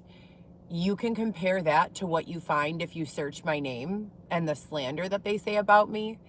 There's no comparison. There is someone who's very realistically used my name, likeness, and intelligence to fuck me over and to claim that they are me and reap the benefits that I've sown for myself. And I need that to stop. So I'm about to post a photo of me in the tent while I was pregnant. That's how they kept me. No air mattress, no nothing, on cement floor my entire pregnancy. And then separated me from my baby when he was 3 days old. And we've received no justice, and there's been no explanation or anything about any of this. And I'm gonna But no explanation as to why no one would let me raise my baby in a tent. Why can't I do that? post that right now The fuck is that about? in a YouTube short Adrian! so that you can see exactly what I'm talking about. It's sick. And that's really all there is to it. So my money has been between $80 and $120 a day, which is not enough for me to survive. I am behind on every payment that I have. Something has got to give, like I said. So I don't know what the fuck it's gonna take, you know, to get, number one, Xavier back, you know, or gone, one of those two, because I'm not interested in hosting a fucking bunch of impersonator Xaviers. And number two, I need more money. And I like how if Xavier doesn't act exactly how she wants him to act at all times, then he's an imposter. It's an impersonator. He can't have, like, emotions like a human. time with my children. I'm not here to drive your people around and babysit them. And I don't move as a part of a pack. I move by myself or with Xavier. When my children are with me in my care and custody, they would be in my car with me. No one else. There is no one else that I move around with, and that's it. So if there are people saying or claiming that they are with me, they're not. If they are, I don't know that they are or who they are, and I would like it to stop. Are about these whole bitch. This is a really good one. This is the casino one. If you haven't seen it, this might be my favorite one. I won't say the N-word on live, but you already know. So I just got done driving a 7-hour shift, and Xavier and I decide none of our families are doing shit for Thanksgiving this year. My father has cancer, just got half of his jaw removed, 80% of his lower jaw removed and rebuilt from his tibia and fibia, can't swallow food. The rest of my family's going through drama. I'm going through drama. Like, none of us are good. No one's doing Thanksgiving this year. This is the first time in my life that my family has not come together for every holiday and birthday. So She just said, I haven't had Thanksgiving in 6 years. Maybe she means the rest of her family? I don't know, but like, whatever. this period has been She's going off on this one. very difficult for me. Very fucking difficult. It's Wednesday night, the day before Thanksgiving. Xavier and I just worked the full shift. Mind you, I haven't taken a fucking single day off in 10 months, 11 months, 12 months. Not one day off. And for 6 months before I started driving, I was working at the bar, and I was not taking days off there either. I was working Lyft, and the days I wasn't driving Lyft, I was scheduled at the bar. So I've been working every single fucking day for probably about 17 months now, if we're being honest. Now, Xavier and I just came to Rivers Casino, to have one drink, you know, socialize a little bit, play a couple of games. I said, I will bet 1 tank of gas. That's what I will Tango fucking sucks, yeah. put on the table. 1 tank of gas. And the positive of that would be that I will win a bunch of other tanks of gas. And the negative would be I just filled up someone else's tank of gas, right? Because, yeah, that's exactly how it works. The casino gives whoever that money for the tank of gas. That's my mentality. I don't go in there and jack off money or do anything ridiculous. But hey, if I could go put a tank of gas on the table and make enough money to cash out for my kids' Christmas, then it's worth it, right? First of all, we get there and this receding hairline ass motherfucker makes me take all my bags out, and he's throwing around power like it's his job, which it is not. Your job is to fucking stand at the door and say, hi, have a good evening, thank you for coming It is his job. to Rivers, blah, blah, blah. That's your fucking job, okay? Let's be clear. That's first of all. Second of all, he made me open my bag, bro. Hear this. He made me open my fucking bag and take out every one of my small bags. I have one bag for my makeup brushes. I had to take it out and open it. I have one bag for my beauty blender. I had to take it out and open it. I have a wallet. I had to take it out and open it. I have a bag called... Don't post stories where you say ecstasy, plug, plug, plug, and then say the casino you're going to. Maybe one of the trolls called the casino and it's like, I think there's these 2 weirdos, Heather and Xavier. One of them might be trafficking ecstasy. You might not want to let them in your casino. Did you ever think of that? Maybe that happened. Thule, Thule, for all my chargers, my earbuds, blah, blah, blah. He made me take it out and open it. We go through this process while probably, I kid you not, 10, 11, or 12 fucking people walk right by without even having to go through security. Just walk right in like no big deal. Bitch, if he has a fucking metal detector, none. If they have a gun in their pocket and you're Why wouldn't you just leave your bags in the car? busy looking at what kind of makeup I have so you and your broke ass bitch girlfriend can rob my bag later, then you're fucking scummy. You're scummy as fuck, bro. Period. On top of that, these are the same groups that have been claiming to be angels that just continue to rob and steal and cheat from me. And I'm really not for it. So I stand there letting them go through all of my bags. And by them, I mean one single receding hairline ass fucking piece of shit asshole fucking bitch. Okay? Everybody else there is cool with me. He goes, I said, listen, bro, we were here 6 days ago. They didn't fucking do anything like this. I don't have anything The casino responded. What? here. I'm here to fucking What did they say? sit down, have a drink, and, you know, I brought 35, 40 bucks. I'm here to have a good time, relax. That's it. I just got done working all fucking day. I've been up since 5 a.m. Went to the gym, got it in at the gym, went to work, went to see my son, went to work. I've done nothing wrong, right? Nothing at all. All I fucking do is work. That's all I fucking do. I want to go relax, have a fucking single drink, and maybe put $20, $30 on the table. And then go home and go to sleep. And this fucking piece of shit, Jamoke, won't fucking let me through the door without going through everything I have in my purse. Then, after he fucking goes through everything I have in my purse, he looks to Xavier and says, you can't go in because you have a paper copy of your ID. Yeah, why doesn't Xavier have his actual ID? P.S. They didn't scan his ID. Do you know why? Because there's about 10 undocumented scumbags walking around here that I know of with my husband's ID. Did you point him out? How did they get Xavier's ID? Are you selling Xavier's ID on the side? Yes, that is correct. Going to the DMV, asking for Xavier, saying they're Xavier, asking for a copy of Xavier's fucking ID. Do you guys watch Nathan For You? Remember the episode, if you have watched Nathan For You, remember the episode where he hires the private investigator, and to throw him off, he gets all these lookalikes of himself, and he opens the room and there's just like a bunch of Nathans? That's what it's like with Xavier. And the people who pulled up right next to our car, I swear to God, Xavier, yes or no? As soon as those people pulled up, I said, there goes the doppelganger, Xavier and Heather. Yes or no? Tell them on the fucking live. Just silence from Xavier. Right next to us. Doppelganger. Right next to us, bro. And I go, there goes the doppelganger, Heather and Xavier. And sure the fuck enough, if they scan his paper ID, guess what? It will say we already fucking scanned this guy in. Because that other fucking guy, guaranteed, te la juro, is using Xavier's fucking ID. So we couldn't get in to the casino I've been going to with my baller friends for 15 years.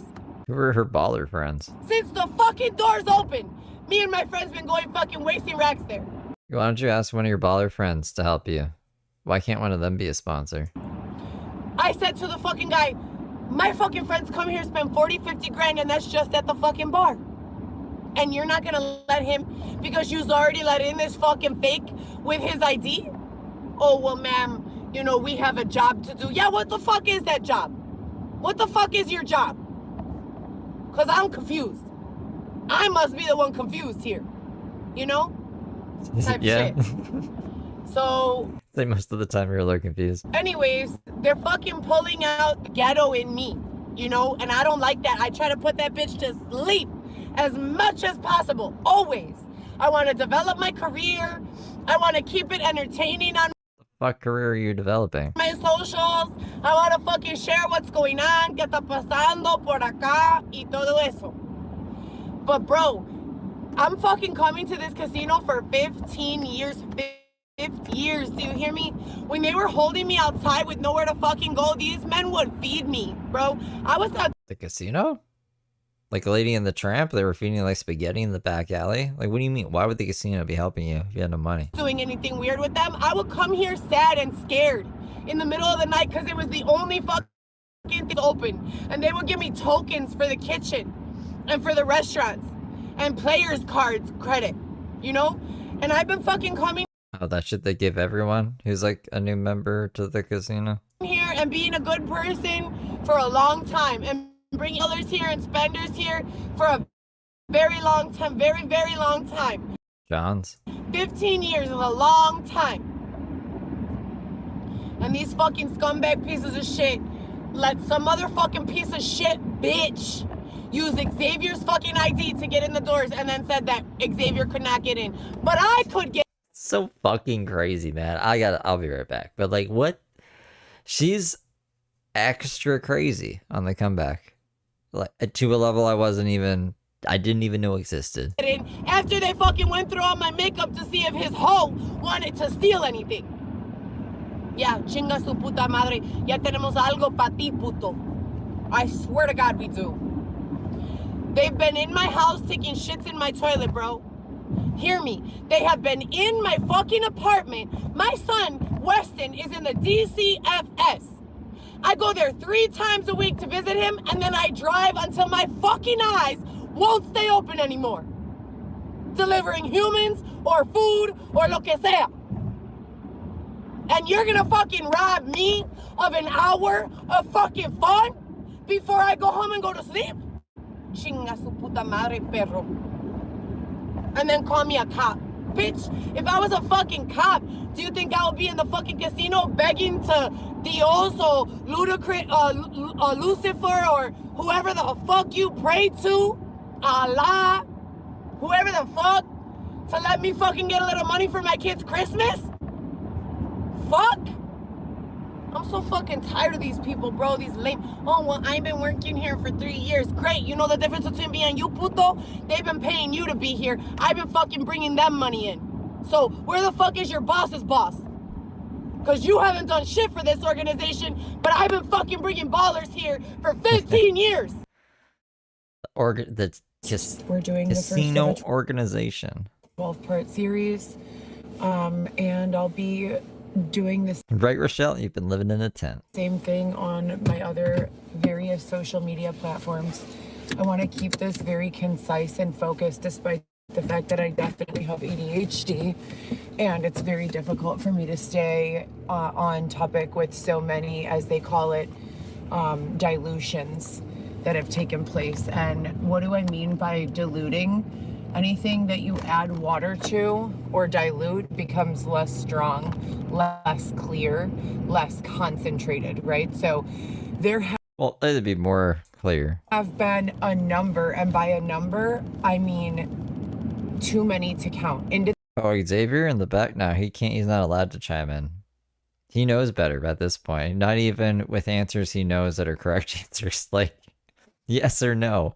Did we see the doppelganger, Xavier and Heather? And he didn't even answer. He knew the answer, but he was like, fuck this shit. Did the thousands Oh, you know what? He did say one thing the other day. He said, this is bullshit. And we haven't heard him talk since. possibly 10,000s of intrusions that could be referred to as diluting the situations that have taken place with me. So let's start with this. I have a 10-year history of healthcare industry career. My education formally, excuse me, pardon me, my education formally began as a nursing student doing gen ed prereqs for entry to the nursing program. I also, during that time, became a certified medical assistant and phlebotomist through Illinois School of Medical Careers, which ultimately lost its accreditation, and they were doing federal student loan forgiveness on that program. That was a one-year program. I also did a medical office specialist program, HIPAA, medical law and compliance, through the First Institute in Lombard, Illinois. That was just like a 6-month certification program for billing, coding, HIPAA, OSHA, and medical standards with regards to what you have to do to not get sued, and for reimbursement from the doctors. So I did that. Following that, I started community college, and I decided that I wanted to take the medical assisting experience I had and take my prerequisites for nursing. I had a plan to go to West Suburban Nursing School, which is a 4-year school. All nursing schools for RN are 4 years or more, not including gen eds. If you do, the way that I was taking the program, if you do decide that you want to be... Rocky Ramirez, thank you for the lemon, the cool $5 lemon. I can't it's not letting me highlight anything tonight, which is sad, or else I'd have it up there. And Huey, thank you for becoming a Guild Angel. An LPN, you can exit after 36 months, I want to say, or 24. And then later on, there's an LPN acceleration program where you can go from LPN to RN, be SRN, or just bachelor's degree to RN. I'm not sure which one, just completely online once you have the LPN, but there's so many clinical hours that are required to be on campus. So I started at College of DuPage for just gen eds. I transferred to Triton College.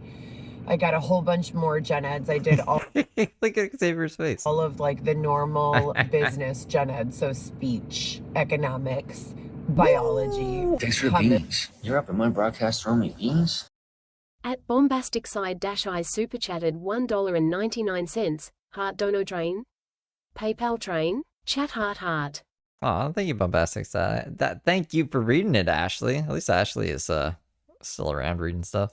History, I appreciate you. parenting, things like that, English, things like that, just regular gen eds that you have to have before you can even be considered for a spot on the waiting list for nursing. At that time, I had 2 small children, Vivi and Louis. When I first started school as a medical assistant, I was pregnant with Viviana, and I wanted to work, who's now 19 years old, and I wanted to work as soon as possible, which is why I chose medical assisting rather than nursing. I needed to work. I needed money. I needed to stabilize. I needed to purchase a house for my kids. This has been my goal since before my children were born. But no matter how many hours I put in to school, I still was on and off working in the household, and also recovering from a whole bunch of adversity over my teenage years. And what that means is without any sort of criminal record or reason. So I had not done any crimes. I had never tried a drug. I had never tried a drop of alcohol.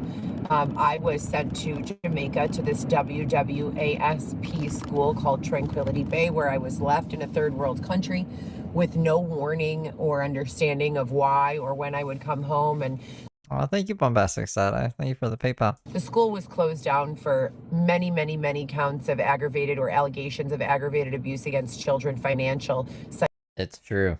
The school, is it a school? She's talking about Jamaica. The thing in the boot camp in Jamaica got shut down for being bad. Psychological, sexual, and physical. I did witness them break a guy's arm like it was a twig, like it was a fucking popsicle stick right in front of me. No contendo. How's it going?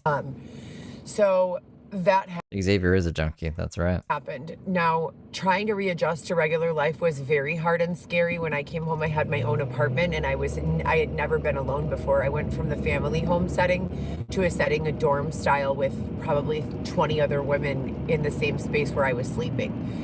The only exception to that was, as I said, as soon as I aged out of these types of programs that I was in from 14 to 18, I was able to get my own apartment. And from there was a lot of transitioning, a lot of moving around, a lot of being, how I felt thrown around without stability. Can you get me a C4 and some rainstorms? Does this Jewel have them? You have the card, right? I'll try right now. It's not in the trunk. Just try it, this Jewel, please. So, I started my career. I didn't notice this before, but she waited until as soon as Xavier opened his drink, she's like, "Oh, can you go run to the store? Can you do this thing for me now?" He's trying to enjoy his Pepsi. All I wanted was a Pepsi, just one Pepsi.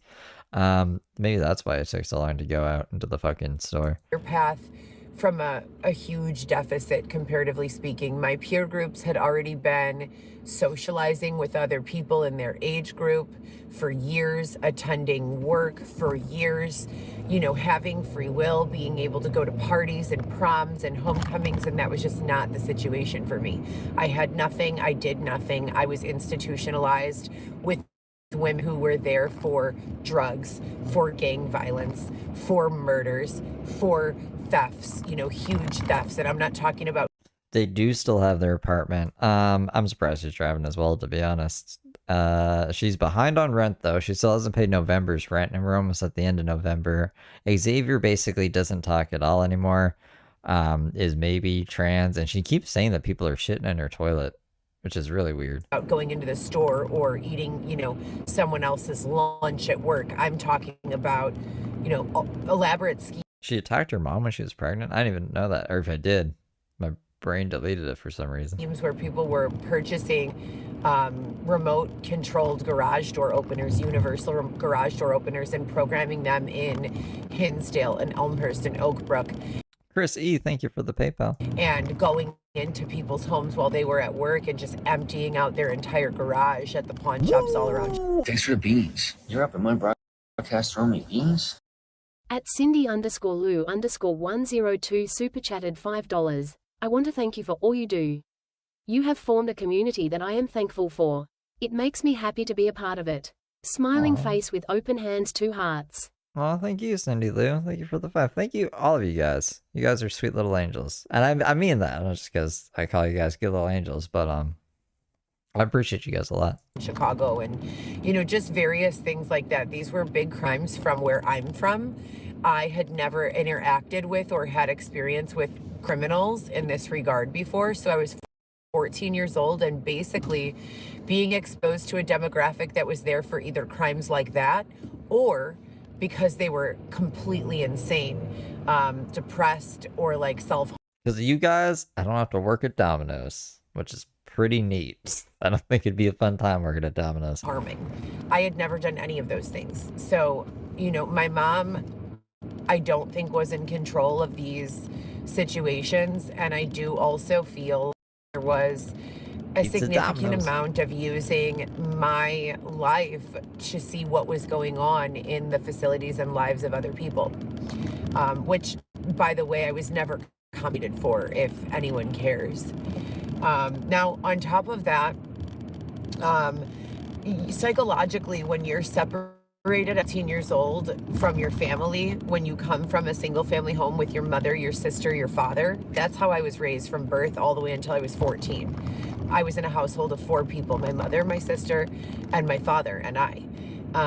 You know, and Thanks for we beans. You're up lived to in my this. broadcast for only beans? At Bombastic Side I super chatted $1.99. Yes. More. This chat is the best. Oh, thank you, Bombastic Stardust. Thank you for the 2. Pretty stable environment where my daily looked like this. Wake up, go Pizza Domino's is responsible for flooding the city. It is a dangerous career. I didn't Xavier work there too at one time. The only reason I say that is like Domino's is the closest, most realistic place I can get hired, and I'm just lazy. So that's probably where I would end up. go to school on the bus, or my mom would drop us off. The bus stop was a block away. We went to school with all the same neighborhood kids and all the same kids from our neighborhood, you know, that we played with, Ghost in the Graveyard, and, you know, obstacle courses and rollerblading up and down the street, and, you know, all of these little regular, you know, kid stabilities that you don't even identify as a stable thing or as being stability, but it is. And in its absence, it hurts, and you feel scared, and you don't know, especially at 14, what is going on. And the way that I had to go there was this. It was a week before my birthday. My birthday is January 12th, and my life path is 11/2, KB.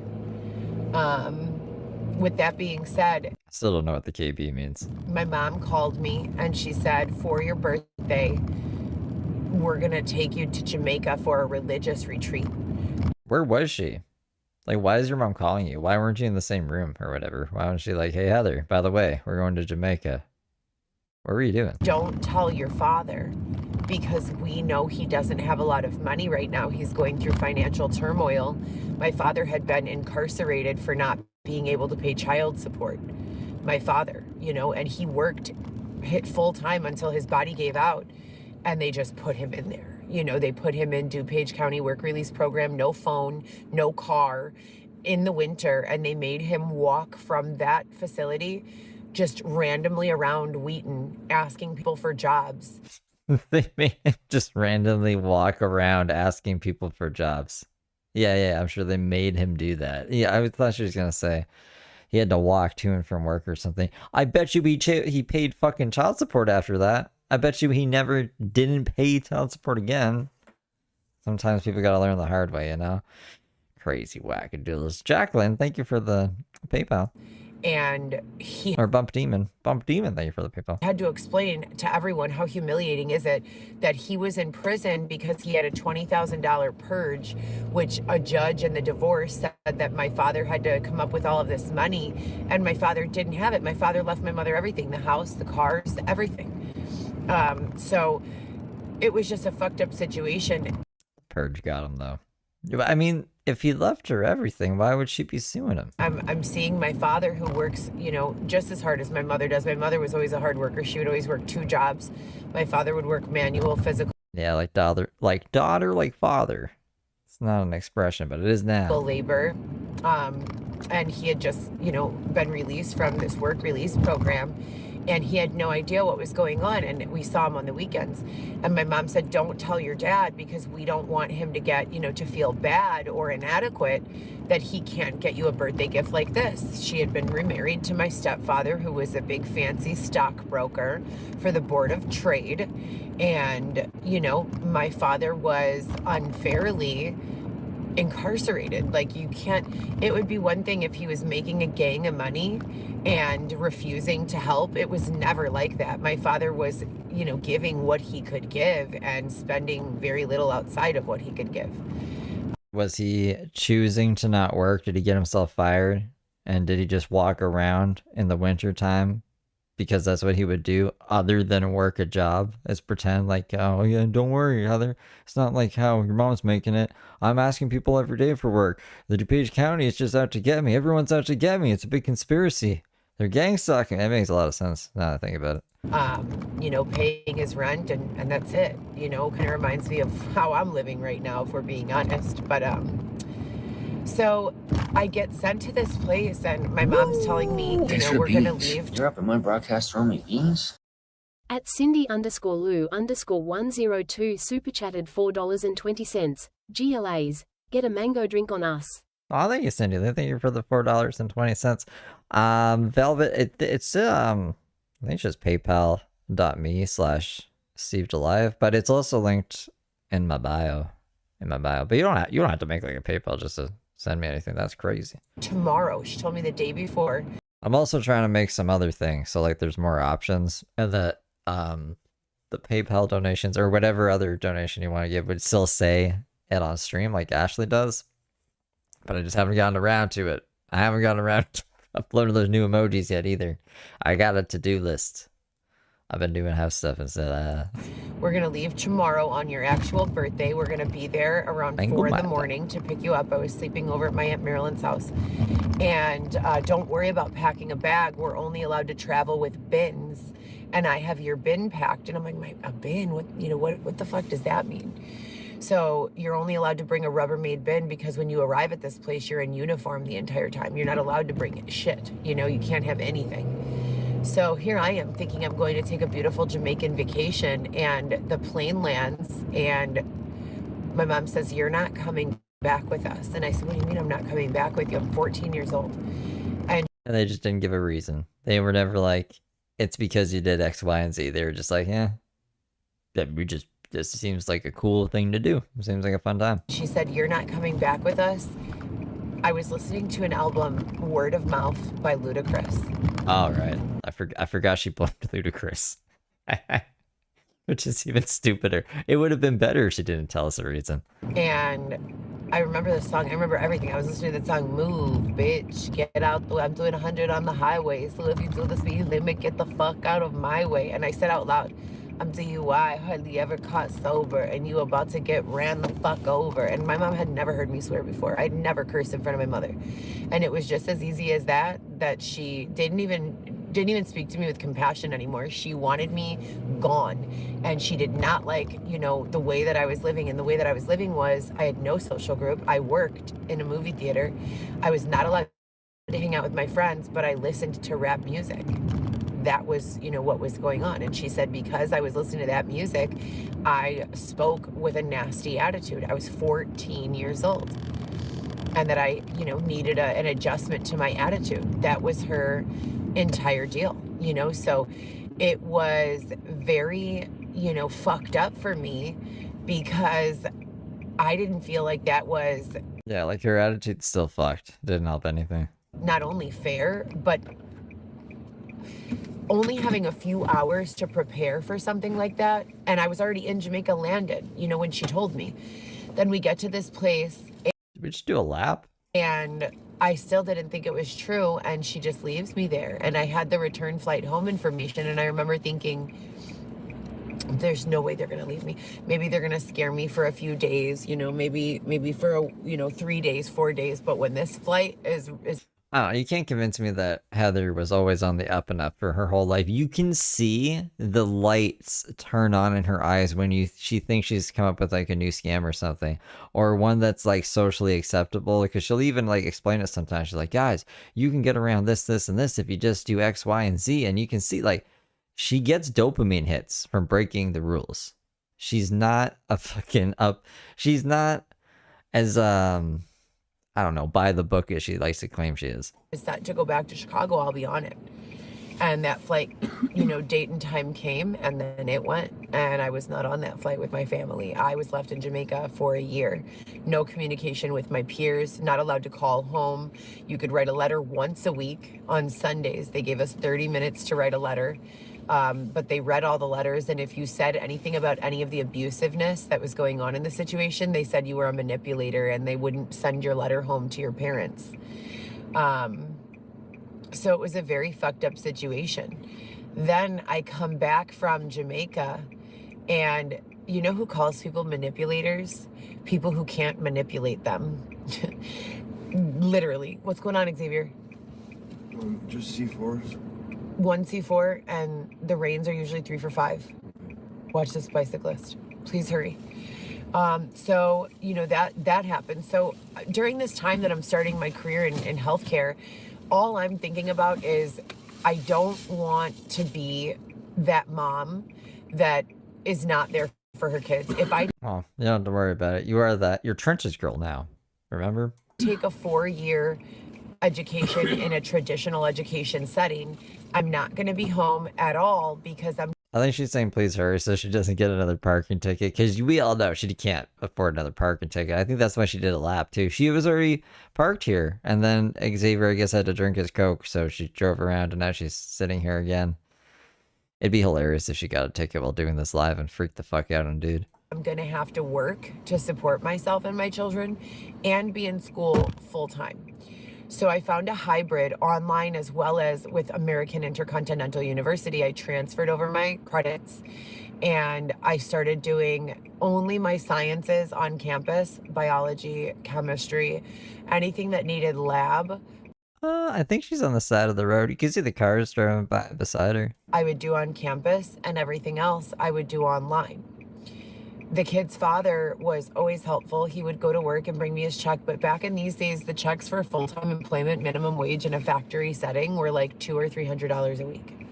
So it was really not shit, especially for a mom and a dad with 2 small babies.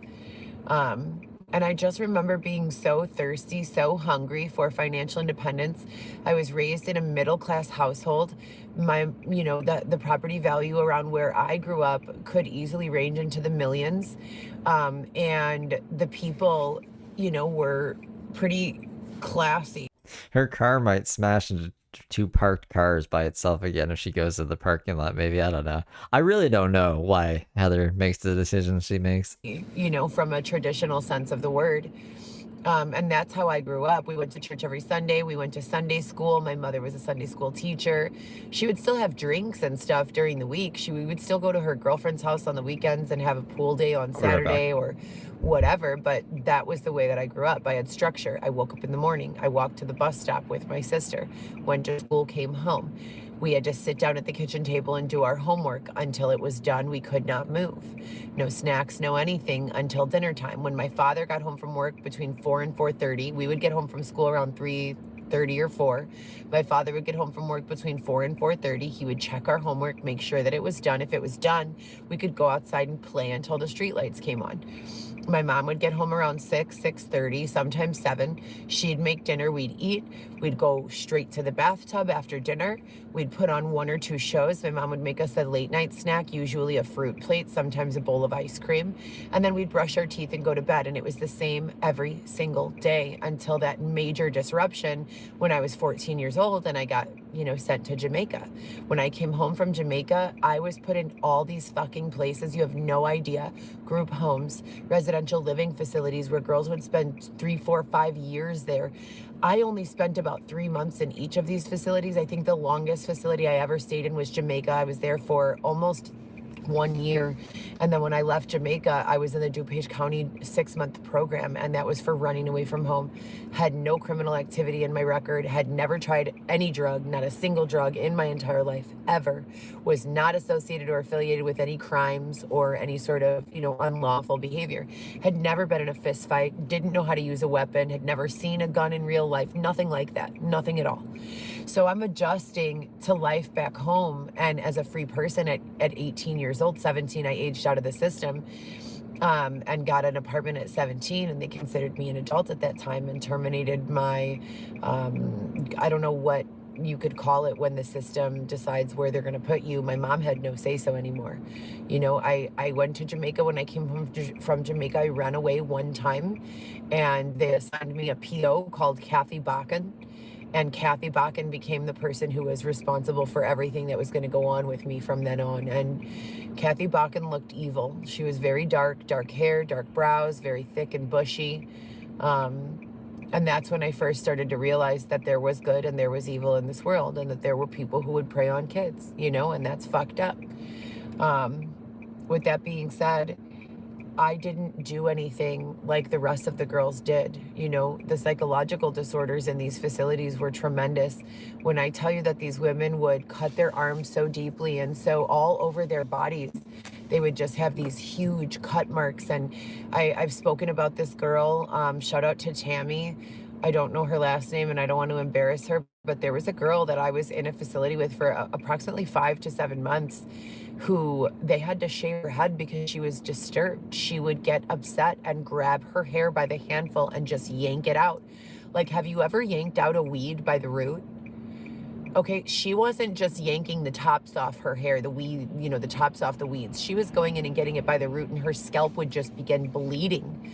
And they had to shave her head because of it. And this was what I was, you know, in a facility with. This is what was around me for 14 to 18, 17 and a half years old. There were a handful, a very small handful of girls that I felt I could relate to, who were from backgrounds similar to my own, who didn't, in my eyes, didn't deserve to be in that sort of incarceration. You know, it was sick, you know, and from where I was sitting, I needed to watch my back at all times. I needed to, there was never any time to process the feelings of abandonment and being, you know, thrown out of the house at that age, at 14, you know, Wow. being dropped off in a foreign country where you're told you're not allowed to speak to even your peers. We're going to break some guy's arm in front of you. I don't know if it's an intimidation tactic. She didn't know the guy's name? They claimed that he was being unruly. Just some guy. It's imagine it's like some kind of circus guy who can like dislocate the bones in his arm and they just make it look like they're breaking a guy's arm. Just some guy, never saw him again. Just broke his arm on him. I didn't witness any of that. A girl jumped off of the balcony to kill herself, a 14-year-old little girl, and they had to install bars from the balcony railing to the top of the balcony. This is where I was, and this place advertised themselves to my mother as like a volleyball retreat camp. Like, oh yeah, they'll be out on the beach playing sand volleyball, having a real, you know, good time. And we were not allowed to go on the beach. If we even looked in the direction of the beach, we were on the coast. I mean, we were about 10 feet away from the ocean. If we looked over the 30 or 40 foot walls while we were on the upper level of the deck where our school was to look at the ocean, they charged us with something called run plans and put us in a place called observation placement. What do they charge you with? Where you laid on your face on cement, similar to how they kept me my entire pregnancy on the cement at Belmont Harbor Yacht Club and attached my entire pregnancy with Weston, which, by the way, I've never received any restitution on any of that either, or an explanation, or even a fucking apology. But moving forward from that, I began a career in healthcare. I got a job in multiple different locations and settings. I was working at Gottlieb Hospital. I was working at West Suburban Medical Group. And I got another job, my first job after medical assisting school, assisting a doctor with... You guys really don't like the restitution. I mean, I just figured that's their whole goal the whole time. As she thinks that there's a big payday at the end of all this. That some lawyer is gonna get her $12 million. From who? I don't know. From where? I have no idea. But she read somewhere, some victim got a bunch of money, and she thinks she can too. Infrared coagulation on hemorrhoids. After that, it was a pedicure type of position where I would soak the toenails of the elderly, big, thick, nasty toenails that they could not see or maintenance on their own, in preparation for the podiatrist to come through and either remove the infected toenail or manicure the toenails. Patients with diabetes who had limited mobility commonly were not permitted to cut their own toenails because claudication causes numbness in the extremities, specifically the fingertips and the tips of the toes. When you have that going on, it's not plus, visual impairments, which many diabetics have visual impairments combined with claudication, which is, it could be diabetic retinopathy. There are just a million different things that could cause it, but not having clear vision combined with not having 100% feeling in your extremities causes people to cut the skin, the flesh, and then that flesh becomes infected. Why is she telling us this? And when you cut your flesh, I have a very concerned look on my face right now.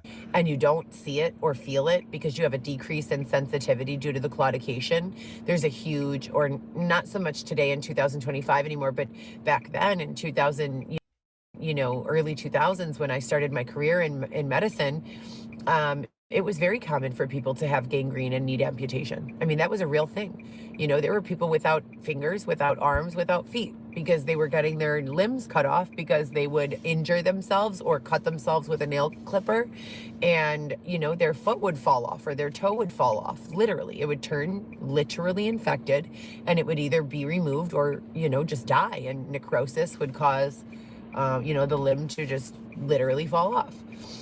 So I worked in various medical fields, and I think that the real purpose for that, when you're a doctor or a nurse, you get what they call a residency or an internship.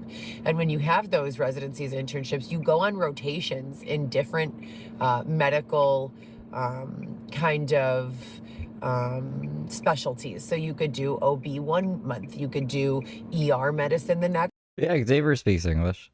I don't know if he speaks any other language. Next month, you could do primary care and internal medicine the next month. You could do podiatry the next month. You could do neurology the next month.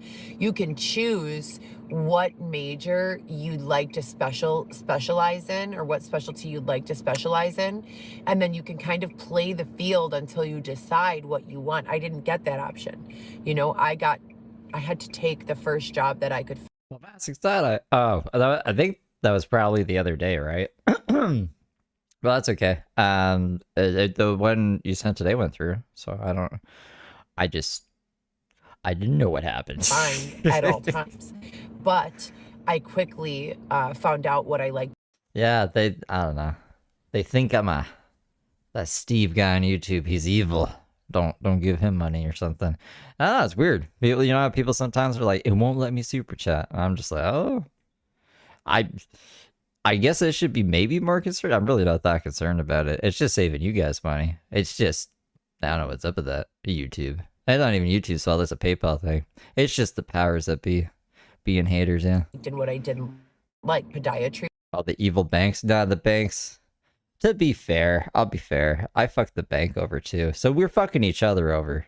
I didn't mean to fuck them over. I mean, it's just I don't have their money that they want at the time that they want it, so they can chill. You can chill a little bit. They can calm down. It was not for me. Probably is part of the reason why it's complicated, kind I have a phobia of feet to this very day, or a general disgust or dislike. Now, with that being said, I do appreciate the fact that I got to work in so many different capacities. I worked also in a cardiovascular institute with Parag Doshi, Chicago Cardiovascular Institute in Elk Grove Village, which has now turned into a huge thing.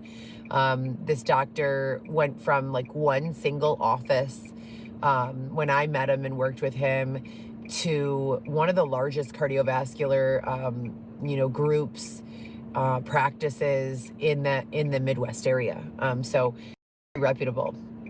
So I was, very grateful to learn these things. At that job, I actually got my very first sterile assistant job, meaning. If you're talking to me, I don't know. I don't check my voicemail. Voicemail box is full, and it's probably just the bank yelling at me.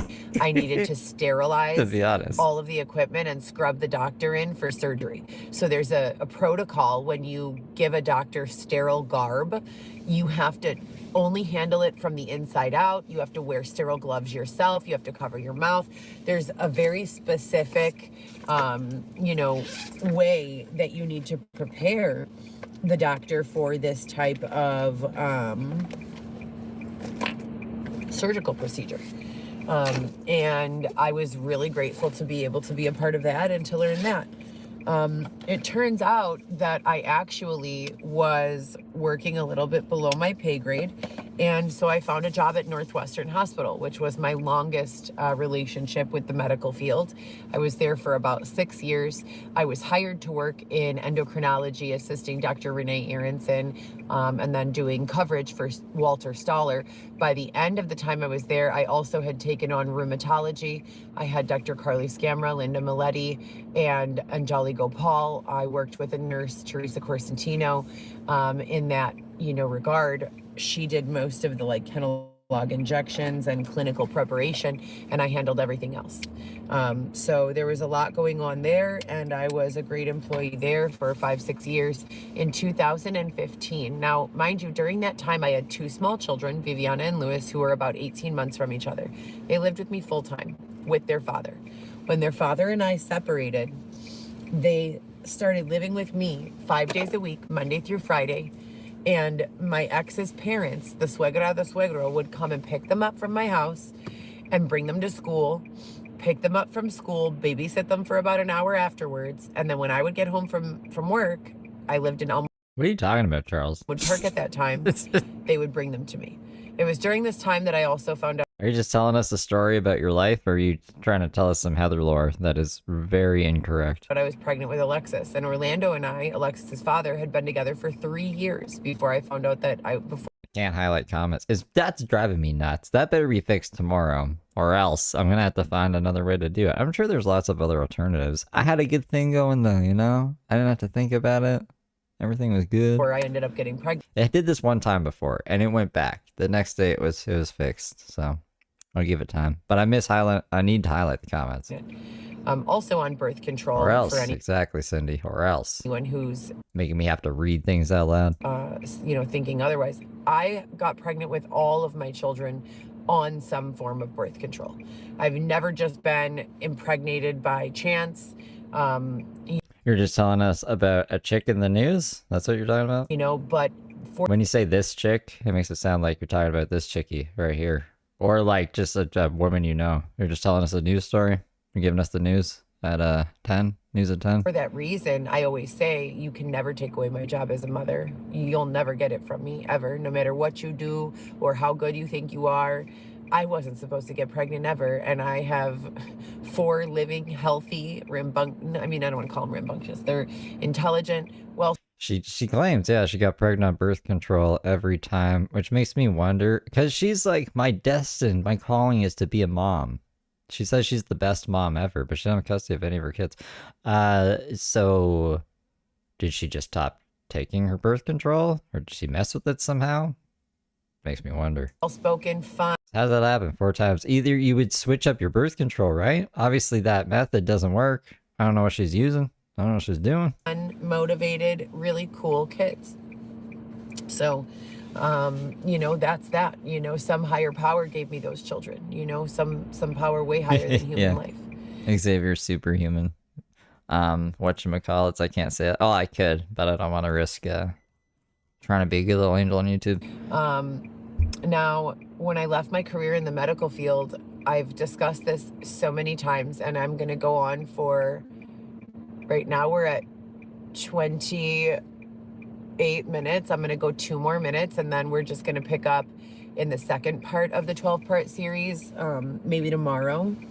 I don't like to get into all of it too much at one time, but I got a job at Northwestern because I wanted to feel like my kids could be proud to tell people what their mother did for a living. I wanted a career, not just a job. And I wanted to be doing something that was helpful, that saved people's lives and brought joy and happiness to people's lives. That's what I wanted to do. That's what I thought I was doing. Didn't she say she had to deal with a whole bunch of diabetics and their toes were all weird and stuff? And it was weird, like, so much joy. One day, after working way too much for way too long, way too many hours. I grabbed food. Maybe she's talking about the eye doctor. For way too little pay, and having a late postpartum hemorrhage with my daughter Alexis. I got reprimanded at Northwestern and accused of gender and sexual orientation discrimination. Mm-hmm. I actually interviewed a woman named Gina, a lesbian, who introduced herself to me as the rocket science student with the dykey haircut. And I thought it was so funny. And I thought, this girl's hilarious. She's a team player. Like, I interviewed her thoroughly. She had everything that we were looking for. I let the doctors all interview her. They liked her. I'm like, let's hire her. I recommended her for hire. After I came back from the late postpartum hemorrhage. But like, just because someone calls themselves something doesn't mean that like you can necessarily call them that to someone else, especially if they don't know that that's how they reference themselves. It could come off wrong. You know what I'm saying? So I just think common sense would probably say you shouldn't introduce that person like that, especially in a work setting. If she wants to introduce herself like that, that's a whole different thing. This woman had the audacity, she's a bitch, okay, period, had the audacity to tell my superiors that I was gender discriminating against her because I referred to her as Gina with the dykey haircut, which is the way she introduced herself to me. And I thought a little inside joke that we had. So she reported it to HR. I got called down to HR. HR wanted me to work for free a 6th day of the week, Saturdays. And I decided that that was not possible. I had 3 small... They wanted you to take a sensitivity training, which isn't work. That's sensitivity training. Children. I was not going to come in on Saturdays to do sensitivity training. So I left. I went back to my office after 6 years of working for Northwestern Hospital and for my doctors, and without giving any sort of, verbal description of the circumstances, completely frustrated working, 50 plus hours a week, and unpaid because we were not allowed to receive overtime at Northwestern. You had to clock out at 40 hours. So no matter if my work was done or not, I was there off the clock, working. And I left, and within a week, I already got an offer as an office manager at an ophthalmology clinic. And I loved that because there it was like I got to do purchasing. I got to purchase designer frames. I got Well, Cynthia, thank you for the PayPal. to work with manufacturers. I appreciate you. Like Luxottica. I got to, do the shopping. I got to do everything, from the ground up, billing, coding, clinical preparation with regards to visual field examination, and numerous other things. I really liked it. I was working for 3 doctors, and Orlando and I broke up. That's Alexis's dad. I got into a space where, for the first time in my entire life, Saturday and Sunday would come around and I had no significant other, and my kids were with their fathers, and I was alone in my apartment as a 27-year-old woman for the first time in my entire life. So I went and got a job working bottle service for Saturday and Sunday. So I was still working full-time as an office manager in a doctor's clinic, and then I took a bottle service job on the weekend. And that's where I'll leave you guys for today. I did read the note. You're an OG, Cynthia. I hope everyone has a happy Thank you. Thanksgiving, and I hope that everyone will be tuning in. MZR, you got out of jail. Why were you in jail? Don't be going to jail on me. I use you as the good homeless person. I'm like, not all homeless people are bad. MZR is a good guy. Why were you in jail? Sometime tomorrow or watching the replay. I like to do these live because I am going to be using this 12-part series to hire someone. I'm hoping to start working with them soon, within the next week, to create my documentary. I want to keep it to an hour long, but be really informative, so that I can also start fundraising for solutions. So we're leaving off with, I have, been working at this point in time. It's 2015. I have been working in healthcare for 10 years. I recently got a job as a bottle service person, and my kids are living with me Monday through Friday. I have 3 children living with me Monday through Friday, and going to their fathers on the weekends. So we're throwing it back to pre-Weston times. And like I said, happy Thanksgiving, you guys, and I look forward to picking up with part 2 of 12.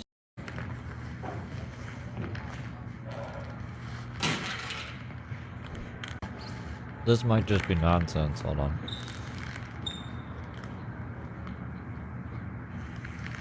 Let me see if there's a transcript. There's no transcript.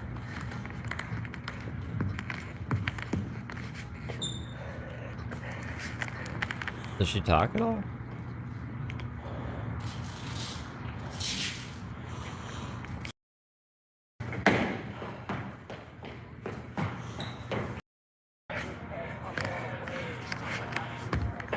No? Okay. Either way.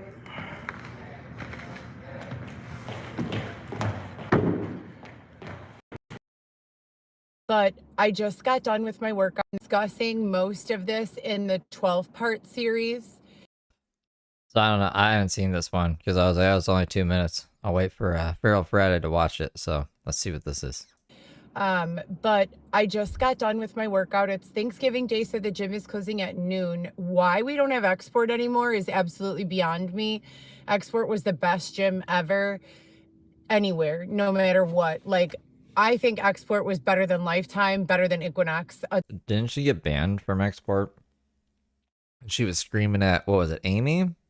Amy on the phone, she's like, my mom works there, blah, blah, blah, blah, blah, blah. 24-hour gym, when you get off work and your body hurts so fucking bad and you just want to sit in the sauna or sit in the hot tub, there is no comparison to that. Like, Lifetime and Equinox are beautiful, like, with regards to quality. The quality far surpasses LA Fitness and Export by far, and Planet by far. I mean, there's no comparison. I worked out at both Equinox and Lifetime. I was at Equinox for a long time, many months, and they never get to a capacity. They limit their memberships. It's just a different Kelly. style of. That's who it was, Miss Kelly. What was she? How was she gonna get a membership there? She's banned. She's gonna use Xavier, one of the Xavier IDs. Fitness, but Export, as far as the Put on a mustache. I'm Xavier Montoya. middle range gym goes, Export was by far the best gym, hands down, no questions asked. LA Fitness bought them out. Some of you know that my mother used to be the vice president at Export. Oh yeah, it was Export. Yeah. Yep. For purchasing, or I don't know what she was doing there, but she was there Of course, you don't know what she was doing. for like a long time, like 15. Didn't involve you, so you're like, wow, that has something to do with Export. She's a vice president or some shit. I don't know if it reconnect or not. Anyways, anytime I start saying something that makes everyone guilty who's actually guilty, they start buffering. So my mother worked at Export for a long time as the vice president of, I believe, the purchasing department.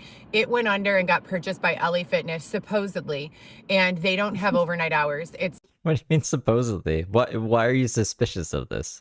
Who do you think actually bought it out? sucks. I always went during the overnight hours. So They bought it out? anyways, I'm Miss Kelly was a G. Miss Kelly wasn't taking any shit from Heather. going to be speaking it more in detail about the things that they've already done to me in the 12-part series. But right now, I just wanted to make mention of the fact that they are actually doing a literal replay of all of the abusive things that they've done to me. So I'd be really grateful if the feds or local law enforcement or anyone with a dick and balls between their legs rather than a fucking vagina could man the fuck up and say something about the fact that I've already lived through all of this. That Wait, you want a guy with dick and balls to open Export again? Or get you a membership? What are you talking about? Why are you so angry? would be fantastic. Thank you so much in advance, because I walk in the gym and sure enough, I go to start changing, putting my stuff away. I turn around. I am the only giving Black Friday. The only one, what? Damn it. It cut off. Missed important information. And I'm doing. Does she do any posts on her YouTube channel? Hold on. Let me see if she posts. That would be a good way to be like, by the way, guys, this is what I meant to say at the end of this. She does have posts. Okay. The last post was from a day ago. It's just a Halsey song. That's not helpful. 13 days ago, another song. She just posts songs here. What a waste. Fucking Heather giving me hope for nothing. Episode 2 of 12 with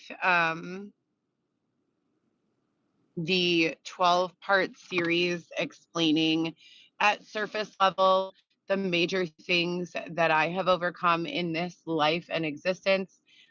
Heather did? I didn't even see those. So that I can create a documentary, not a docuseries, a documentary, a 1.5 hour documentary with really engaging clips of the things I've been through, because a photo tells 1,000 words, as we all know, and a movie tells even more words than that. I'm on my way to the gym right now. This is part 2 of 12. And so I'm just going to get right into it. I'd like to keep these under 30 minutes each, and there's a lot to cover. So, okay, so this is the hour one that I have not seen or heard. It's a good thing I smoked that bowl and I have food in my stomach. Are you guys ready? Should I grab another drink?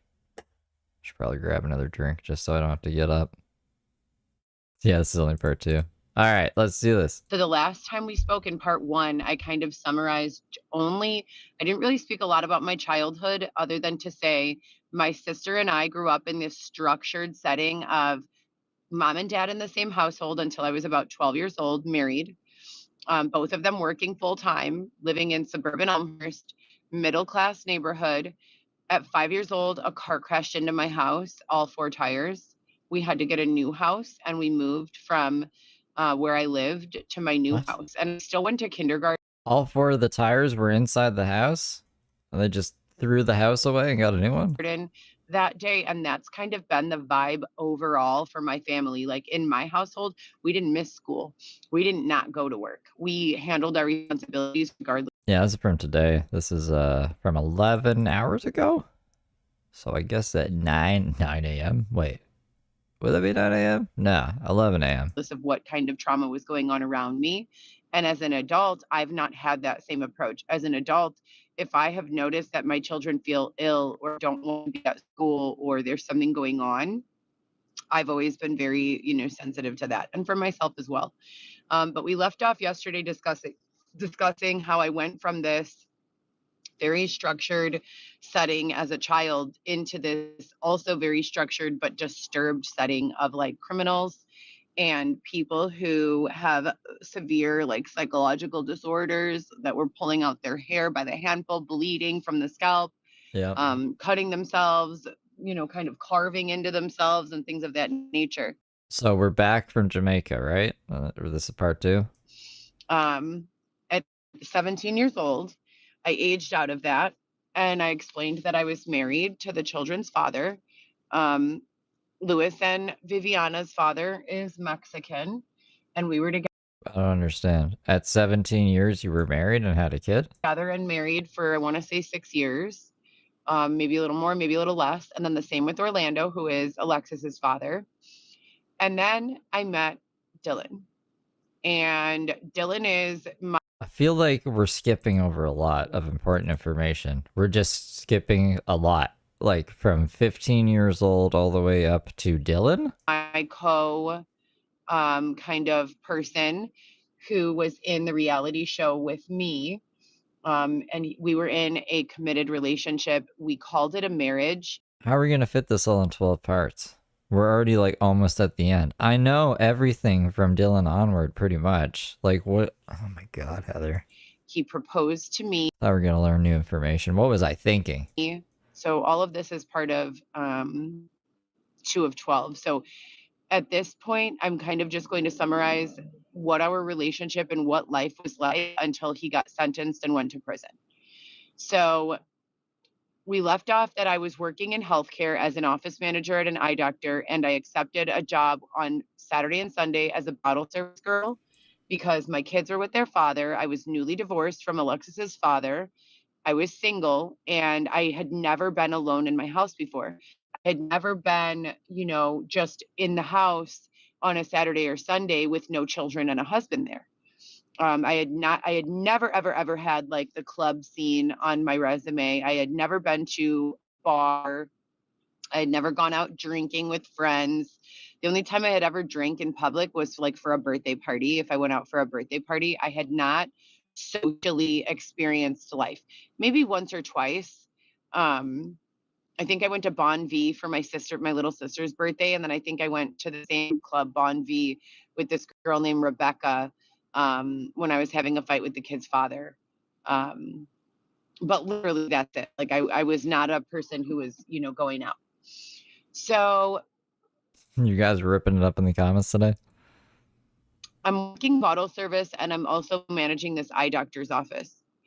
And this is going on for like 6 weeks. And I hire my little sister's best friend, April, at the time, to work with me in this eye doctor. And it was me, April, and this guy named Tim. and then the doctors. And they always say that you should not hire friends or family, but I felt I don't know why I can't pop out live chat for replays. It keeps it in the browser, which is annoying. like I could count on April. And I was never a one-track minded person. I was in the gym prepping to compete for the NPC, which is the amateur bodybuilding competition. What? This is crazy. They're so alike, man. You guys know what I'm talking about. I had a prep coach named Christian McCoy and a personal trainer named Manny. And that was at Export Portage Park, Central and Irving. That was my home gym. And I got up literally at 5 in the morning every day and go to this gym and go to my 1 hour workout with my trainer, do 45 minutes of stairs after I was done with my trainer, back in the evening for round 2. I ate my 5 meals from my 6-pack bag that I carried around with me everywhere, my cold chicken breast with my 1 cup of spinach and 3 tomatoes, and like this very customized, repetitive, redundant diet that Christian McCoy had made for me. And it was Fucking Christian McCoy. working. I mean, I was toning up, I was building muscle, I was, massing myself in the areas where I wanted to add mass. I was losing myself in the areas that I wanted to be gone. And I was just building a beautiful body to go along with this mind that I was in the process of creating. That's so fucking goofy, man. Felt a new life. I felt hope and motivation for a way that was going to release me from a 9-to-5 We need to change all these teeth to coffee table books. We need the coffee table book, you guys. schedule. And I felt like it was going to be possible for me to work 3 days a week and earn the same or more than I was making working full time. Just with a fitness career and getting sponsors and, competing and taking clients and becoming a trainer myself and then doing bottle service on the weekends. Well, there's a huge conflict of interest. You cannot work in bottle service and train to compete. I don't care what anyone tells you. I don't care if someone claims. There was a commercial where, I don't know, some Olympian was working bottle service. I don't know. They were doing a waiter job. And then they got the check or whatever. They went to grab it, and then on the back of it, it said "Win the gold." So I think you could probably train and do bottles. Like you can work a job and train at the same time. Most Olympians do. I'm using the Olympics as an example. They've been successful doing it. They're lying. They're on drugs. Texas gal. This is like what is it? Deep Dish Brook. This is Heather Gillespie. She's from Chicago. Just can't do it. It's impossible. Number one, in every bottle service capacity that I have ever witnessed or experienced or spoken with a woman who works there, they drink. There is a 0 alcohol tolerance when you're in a prep. You cannot drink. You cannot be working bottle service and turn down drinks. You just can't do it. Your boss will let you go. I promise you. There is no nightclub capacity where the manager is going to say, this guy wants to buy a $600 bottle in a section, but only if you'll go and be his bottle service person. I'm going to say no because you don't want to do it, right? Like, they're not going to say that. They're going to say, do it, can get out, and let me bring in a woman who will do it. And that's the way that it has always. They're going to make you drink the alcohol that they paid for? I'd just be like, I'm pregnant. I don't know.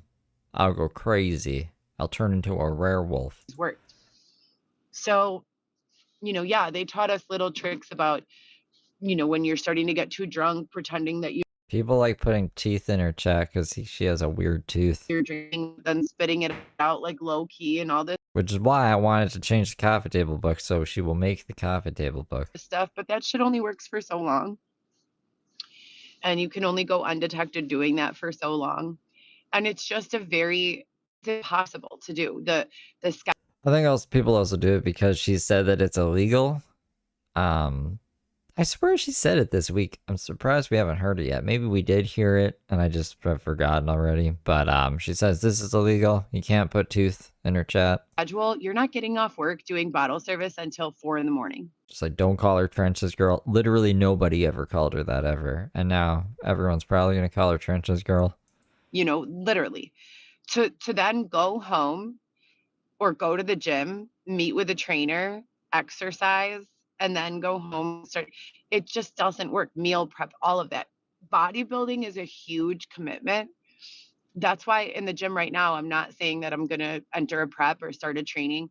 I really have time to find a way to make it to work and the gym. Like, and I'm spreading myself very, very thin, and my children are with their father right now. They were with me at that time. So it was just, I was working dynamically. I was working 2 jobs, plus I was having 2-a-days at the gym, plus I was being a mother to my children. Dynamic. So I go to work one day and I was at this location where it was a Korean karaoke bar, and you got paid a flat $50 just for showing up. And if you got chosen, you got a $200 fee. What do I mean by chosen? I'll explain in a minute. If you got What do I mean by this? Don't worry, teacher Heather's on the case. What's up, Xavier? What did you get? chosen to host a party, I didn't know Xavier was going to be in this one. you got a flat $200 fee and then a tip out from whoever chooses you. I think I was streaming Brooke at this time, or I was asleep. I wake up and I stream Brooke, and then I do some other stuff, and then I try to come back, and then I usually don't come back. And I should go to sleep. But today I came back because it's Fair Friday. I gotta do some video game stuff. It sounds crazy to say that I have to do video games. I don't have to do anything, but I probably should because I want to, and I just haven't been. So I would leave there with like between $400 and $600 a night easily, and do nothing for it other than party and drink and dance and be fun. So what do I mean by chosen? They choose all the girls that show up for the night, and you stand in a line. So you have to doll up, you have to have your hair nice, you have to have your makeup nice, you have to have on a cute outfit. And you have to, be there dressed to impress, and then you stand in a line. Mind you, I have no plastic surgery. I'm natural. 100% natural. End of the month. Also, it's Friday.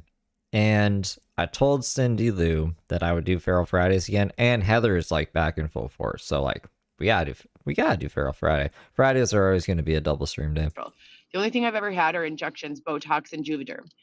To compete with women, babe, give me my C4, please. To compete with the women I was competing This is the other with, these women were built from the ground up. Like, these are skinny, Hispanic women and Asian women, most of them, and probably like 4 Americans who have like a little boy body that someone invested 40 grand into rebuilding for them. That's what I'm competing against. Like, these women have been built from the fucking ground up, and I'm just a regular lady, like. Did you see Xavier's nails? Hold on. Will it go back? No? Fucking come on. Really? Hold up. Why? Why won't you go back? Now to go back. See him? See them pretty things? He's got him painted all nice there. I guess that's what she means by trans Xavier. Lady, like, I was so intimidated by these women. Thanks, babe. Oh yes, they have apricot strawberry back. That's my favorite. But I kept showing up, and I was proud of myself for it, because I had worked as a promotional model before at car shows and stuff, but I had never been exposed in that regard or put myself out there in that regard. And I think that it was good for me, like, to do that. But everything, in what's that, moderation. I got a little taste of making $600 in a few hours of just getting drunk and having fun. And now I was like desperate. Like, That's the devil, though. See, the devil tempted you. That's same with Brooke. Oh, this bull rider came in and dropped $5 grand on me, but he is evil. 3 children. Now I have 4, but at the time in my mind, it's like, I have 3 kids. And Yeah, you were doing it for them, right? It was all you were just like, man, I could buy them so many toys. I'm sure you're thinking that, and not, oh, I can fucking go get a whole bunch of Botox put in my face and stuff, because you were just going on about how these women were built up 40 grand worth of cosmetics. I can make $600 3 nights a week. That's $1,800 a week. Or I can keep working as an office manager and make $500 for the entire week after taxes and insurance. I can't fucking live like that. That's my whole rent. And then, for 2 weeks, I'm doing nothing. 3 weeks, I'm doing nothing but paying rent. Like, I can't live like that. Kids need stuff. So I just saw this huge opportunity for me to do. It always, I don't know, it surprises me that, or does it surprise me? It shocks me that these people are surprised when their shortcuts run dry. It's like, it's a shortcut. You got lucky. Like, I wouldn't, I would be like, oh my God, $600 every night kind of thing. And I'm going to quit everything else I'm doing and just do this. That's a little wacky. Like that again and make a lot of money doing it. And very irresponsible to her kids. That was when I met those 4 or 5 American girls that were working with me that were also natural. They kind of introduced me to that group, the Lurkers. And I'm glad we named them the Lurkers. I'll never forget the first night I met them. That was like, Dylan's friend group. I thought that they were the coolest people ever. Like, I thought that they were fucking awesome. They were movie producers. They were music people. They had multiple studios, music studios. They had multiple production studios where what did they produce? they would shoot music videos. I hear of a lot of people actually falling for this kind of shit. Like, oh, I thought he was a successful music producer, or he sold beats to Post Malone or something. And it would only take, like, I don't know, 5 minutes of looking into these people to be like, that's not legit. That's fucking bullshit. But they get tricked. These people get tricked somehow.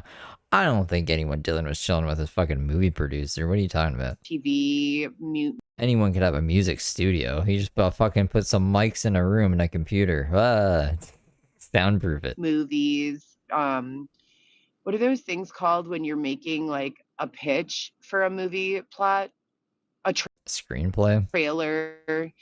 Not a trailer. To try to get investors and shit like that. And I just thought trailers after when the movie's already done and we're pitching it to the fucking public, the audience. It was the coolest fucking group I had ever met. They were nice to me. I didn't ask them for anything. I was not a drug user. I had never tried a drug in my life. That wasn't pot. Like I was not about that life. I was going through her Instagram today. One of her old Instagrams, and it was like one of the few times I accepted to be on a reality TV show. Like, she had just offers flooding in to be on reality TV. Orlando and I had tried mushrooms actually with Rizzo and Looney. What? That's Alexis's father. But like on some teenage. Well, Xavier looks traumatized. I don't know why. Shit, like watching the Discovery Channel, like Planet Earth, while we each like have a cap of mushrooms, like in my living room. Like that was my experience with drugs. We weren't regular drinkers. We tried, the mushrooms once, and this group was partying. Like whatever you wanted, they already had it. And they were not stingy with it at all. Like they were just not stingy. They were like, there was nothing they had that just like light twinkling in her eyes, reminiscing about all the drugs that they had. So they had like good connections. Why is the be all end all? Remember the story she told us? She's like, I got out of where did she get out from? Or Dylan? She got out somewhere. She came home and Dylan, he didn't have any furniture or anything. He just had like a nitrous oxide tank in the middle of the room. And he's like, yeah, I'm so sorry. I just love drugs. And she was like, what the fuck is this? We can't live like this. Why has she got her rose tinted glasses on right now? That they didn't offer to me ever. And I remember like 2 weeks after I met them, and mind you, I never went out. Me going out was going to work. They never went out ever. So they would start calling me and texting me, let's go out here. Let's do this. Do you want a job in promotions? I can pay you $5 to $10 a head if you can get them to this afters. So now I'm like, damn, these people are literally the best people that God ever made. Like, these are fucking amazing people. Like, the weekends, my kids are with their fathers. I'm depressed and sad and alone. I just met this group of people that would invite me to their parties, give me free drugs and alcohol, and pay me to, promote all of this shit. Like, this is fantastic. Like, who would say no to this? So Wait, what is she promoting though? I tried doing the office manager thing and the promotion, bottle service, and all of it. I quit the gym within 3 weeks. I quit my job as an office manager within a month. I would show up to work still buzzed and high from like the weekend, because I would finish working bottle service Sunday at like 3 a.m. And then Monday I would be back at work at like She's just promoting a club? This is a club pro? 11 a.m. So it was just not enough time, in between to like get myself back together. And I tried it at a chiropractor's office. I tried it at a podiatry office, and I tried it at an ophthalmology office. And it was just not a balance I could keep. But what are you going to do? Are you going to leave the 3 days a week for $1,800? Or are you going to leave the 5 days a week for $500? It all depends on what kind of person you want to be. Do you want to be like a functioning human to your kids and be there for them and stuff? Or do you want to make a bunch of money and be on drugs? If you honestly had never done drugs up until this point, it's a terrible fucking idea. You don't have any tolerance to any of this shit. You don't even know what you're doing.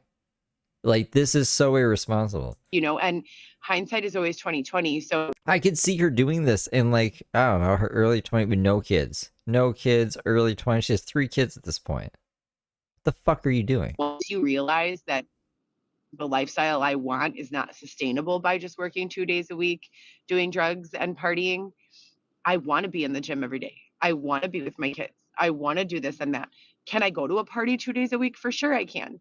But I can't go to a party and get fucked up and erase all of my gains in the gym and destroy my, mindset.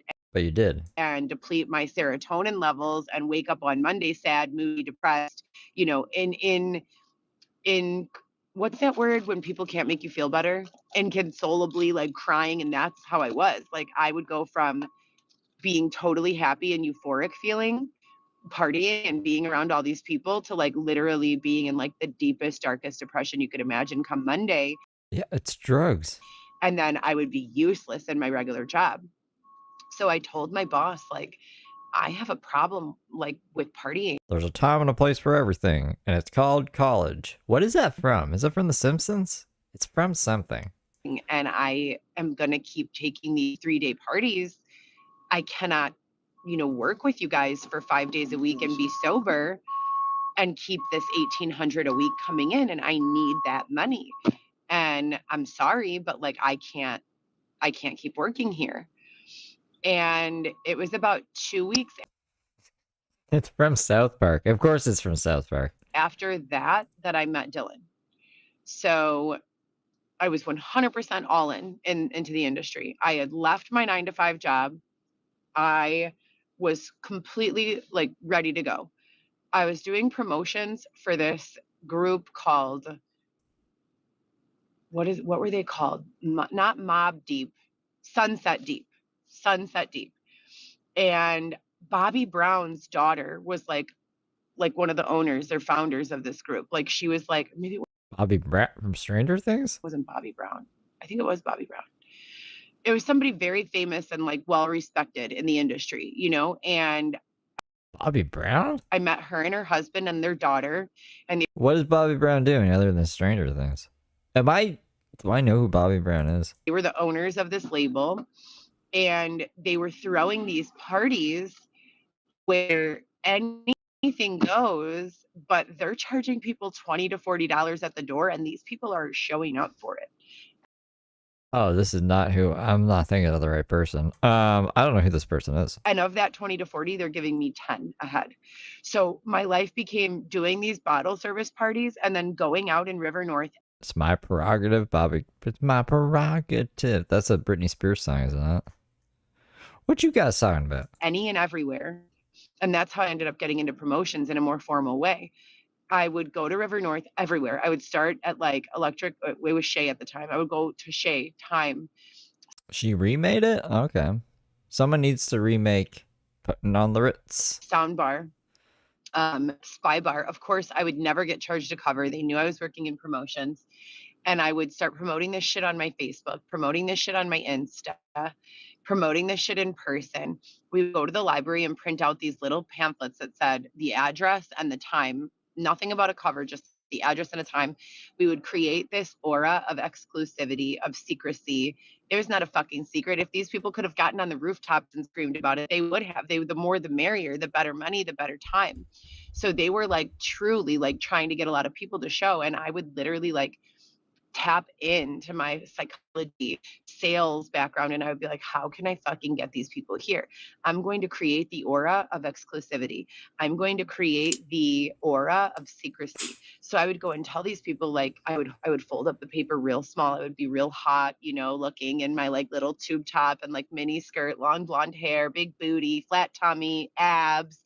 And I would just like go into every club and like hand them this like really low key piece of paper and be like, yo, there's an afters. It's super exclusive. If you don't have the password and this paper, they won't She was promoting an after party? let you in. Meet me there. Drugs. She was promoting Dylan's drug fucking ring.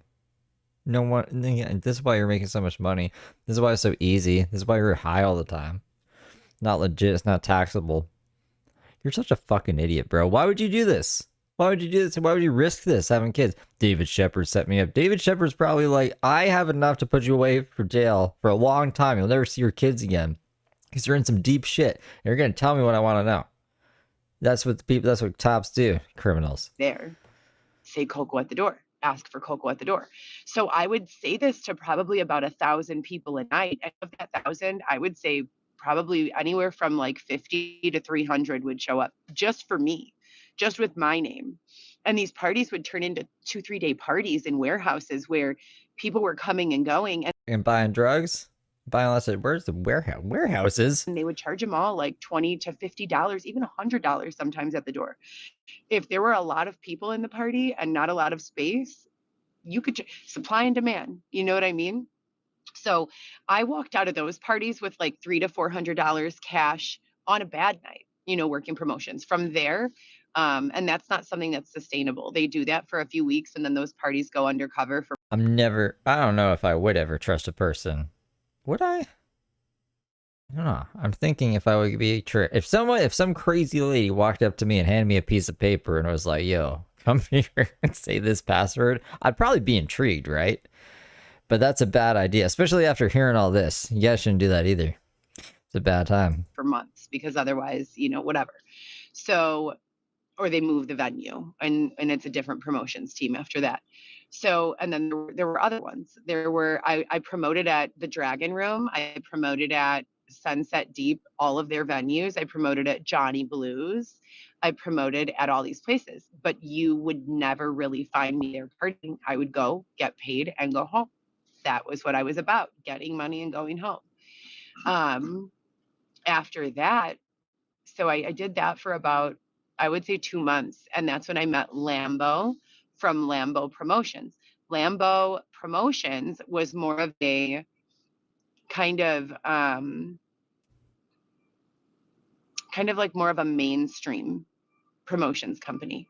And what I mean by that is they were promoting for the nightclubs that have, you know, advertisements openly, that aren't shady warehouses that Dylan Smith is running. You know, allowing open drug use and partying, that are looking the other way. I mean, it still goes on, but they're not like you trenches girl encouraging it. There aren't like tables where you can go throw down $5 or $10 for a puff of nitrous oxide and shit like that. So nitrous oxide. So it was just a different environment.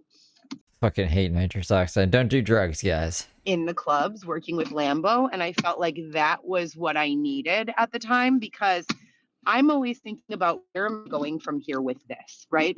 If I'm turning into a promoter, what comes next? You can't be a promoter for everywhere for your whole life. or you can maybe, but not a nightclub promoter. I've never seen a 60, 70-year-old person promoting parties to 20-year-olds, you know? The only reason I even know that nightclub promoters exist is like when I was hired in retail, when I was hired, they were like, you can't be promoting nightclubs while you work this job. And I was like, okay. And do people do that? And they're like, yeah, they do. They do that a lot. And I was like, that sounds crazy. But that if I never was told that, I would never know what the fuck this is. You know, can it be done? Maybe. Who knows? Courtney, how's it going, Courtney? Should it be done? Hey, Courtney, I can't highlight any comments today. The thing has crashed on me. who knows? And that's another who knows. But I just didn't see it for myself. I T, thank you for becoming a good little angel. saw for myself, I'm going to network. I'm going to build my following. And that's what I did. I was not working in sexy content at that time, and I had 200 followers on Instagram. I grew that just through promotions, so about 30,000 followers in about 4 months. And that was all organic, no Hootsuite, no paying for followers. That was face to face. What's Hootsuite? Hi, I'm Heather Coco. My friends call me Coco. Here, come to this party, add me on the gram. And I grew that shit by myself. And then I'm in this space where I'm like, holy shit, you guys. My kids are with their fathers on the weekends. I couldn't possibly be spending my time doing anything better than making money. Hootsuite is a social media management platform created by Ryan Holmes. Okay. It gets you followers? I'm in shape. I'm happy. I'm healthy. I see a new career path for myself in events, event planning, entertainment. I'm going to let go of healthcare and I'm going to put all my ducks in this basket. Eggs in this basket? Eggs. Yeah, it's eggs. The things before the ducks. I don't think you're supposed to be hatching ducks. I'm going to put all my eggs in this basket, you know, and I fucking Ducks in a row, I think is the thing you got mixed up with. loved it. But The doctor in her mind. you're on a balance beam. You're on a balance beam and it only gets worse from there. You go from being on a balance beam to being on a balance beam blindfolded, to being on a balance beam blindfolded, drunk and high, to being on a tightrope, to being on a tightrope blindfolded. And then you got ChatGPT bouncing on a trampoline in the back. Remember when she said that? She's like, I'm getting AI to do the trampoline effect, and it keeps bouncing higher than higher. I don't even know. It was fucking weird. Heather's got a lot of weird stuff, she says. And it just gets more and more difficult to mitigate everything. You've got law enforcement. You've got, is this legal or illegal? You've got SEC. You've got taxes. You've got everyone wants a piece. You've got haters. You've got, you know, there's just so much in that environment. When you start rising up like that, you look happy all the time. You've got money coming in, you're spending, you're taking your kids places that you've never taken them. I would go and get a suite at the Virgin for the weekend and hire a babysitter to come with me so that I could go out and promote or party or date for money. Work With your kids? Are you fucking insane? is what I called it, while my kids, you know, lived in a 5-star hotel for the weekend. So you just left your kids in a hotel while you went out tricking. This is crazy, man. I mean, I can't even condone it. I don't even know why I was trying to. I was like, maybe if she sent them off to an actual summer camp and she wanted to do this during the summer, she took all the money that she made and invested it in something and it grew. Maybe I could get behind that, but not even that. That's fucking crazy too. This is all crazy. This is stupid. The risk outweighs the reward, and she fucked around and found out. And this is crazy. She's even telling us half of this shit. Wanted that lifestyle for my family and my children because I suffered my entire life. And when I say I suffered my entire life, I mean I really fucking suffered. Being abandoned from age 14 to 18 and then being thrown into the world at 18 with no idea of how to be okay is very, very difficult. And I proceeded to make the best of a traumatized state of mind. But do you think it was easy for my ex-husbands? Let's give a round of applause to Deflect all blame onto Lewis. What did he do? You think I'm making bad decisions? I'm traumatized because of Lewis. What? Lewis, Orlando, and even Xavier. I mean, Dylan can get a little bit of it, but not really. I am fucked up. Like, I'm fucked up. If Xavier walks away for too long and too far and I don't know where he is, everyone in the entire city of Chicago knows because I'm laying on my horn. I'm screaming his name repeatedly. My exes went through almost the same thing. Well, that's a you issue. Why are you blaming them? I was abandoned at 14 years old. I get really fucking scared. I get fucking really scared. I am difficult to work with and difficult to love, but I'm also dynamic. And as difficult as it is, Dynamic? What the hell? This is crazy. This is like, Jesus, Joe, yeah, morbid codependency. You're right, Courtney. I'm also as amazing, equally as amazing. What did he say? Thanks, babe. No, what did he say? Hold on, we gotta put that back. It's gonna make me click over here for some reason. To work with and difficult to love, but I'm also dynamic. And as difficult as it is, I'm also as amazing, equally as amazing. Thanks, babe. So, I have no idea what he said. You're not just something, something. Only person we're missing is Steve Wren. Aw. I'm seeing if you guys said anything here. It's very complex. I would be so happy and then something would trigger me. He said you're not difficult? Xavier, who the fuck have you been with before Heather? Heather's like the most difficult person. Out of a lot of people. And I would be like the best person to be around. Everyone would be so happy to like be around with me, to work with me and like to have me around them. And then something would trigger me and I would just be inconsolable, crying, scared, embarrassed, So, and everyone always says, well, you need to treat that. That's not anyone else's like shit to carry. That's yours. You don't think that I've been trying to treat, you don't, like, what the fuck does that, what's the treatment? Like, this isn't surgery. I'm not going to go get a fracture. It's not a fracture, like a fractured bone where you could just go get it set and wait and it heals and you're good. Like, this is forever. Like, the majority of my life, I have been suffering from tremendous trauma. In Chicago, Illinois. Have you ever woken up on your first day of kindergarten and had an actual vehicle about to explode in your living room? No. But you still go to school that day? I have, so I've been living since I was a baby in this heightened state of anxiety and fear. Did we ever hear about that before? I feel like she should have mentioned it at least once.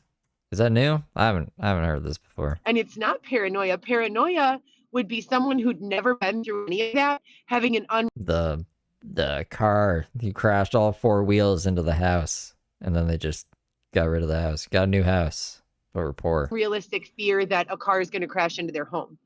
That's paranoia. Paranoia is not what I have at all. What I have is results-driven, experience-based, healthy, respectful fear for the things that have gone on around me and potentially could go on again.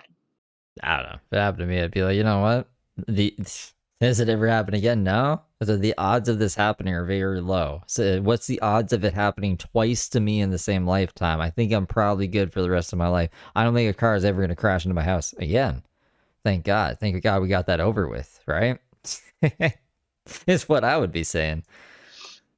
Now, when I started working with Lambo, and Lewis and Orlando did a really great job, and I don't think that they get any credit at all. I think that they get laid into because, there were times when we would come to blows with each other, not punching, but like they would try to restrain me. A lot of people have tried to restrain me, and it freaks me out way more than it being helpful. Well, then stop wailing on people. Like, it's just not a good situation. Like, if I'm crying and pacing back and forth, just let me do that. Don't grab me and restrain me. I just don't do that, and they would. I don't think that would be anyone's reaction to you just pacing. That doesn't make sense. Would do that, and I would fucking freak the fuck out. And who do they call? Who do they ask for help? You don't put someone that you love in a facility because if they're triggered once a month, they start crying and are inconsolable for the day. No one wants to deal with that. And when you love someone, that it is what it is. This is who I am. This is what I have right now. I mean, look, what would the alternative have been? Just put you on a whole bunch of drugs and let, like, I don't know, the states shit. It sounds like they were trying to give you a better alternative to get that you needed help, right? They know that it would have probably been pretty bad to just put you into, like, I don't know, some kind of fucking mental hospital, right? Like, give you lithium and shit.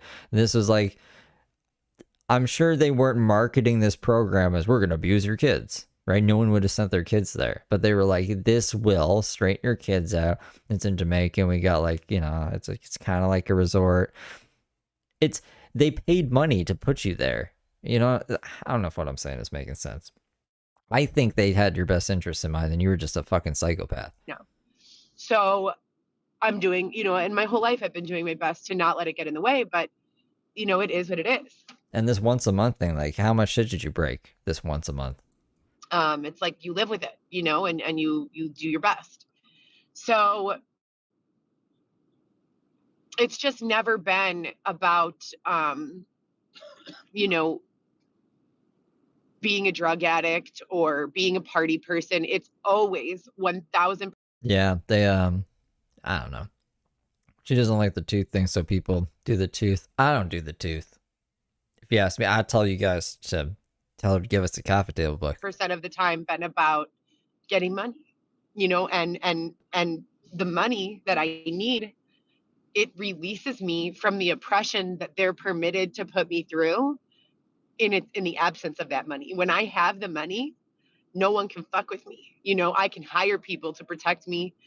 That exposure is no longer an issue.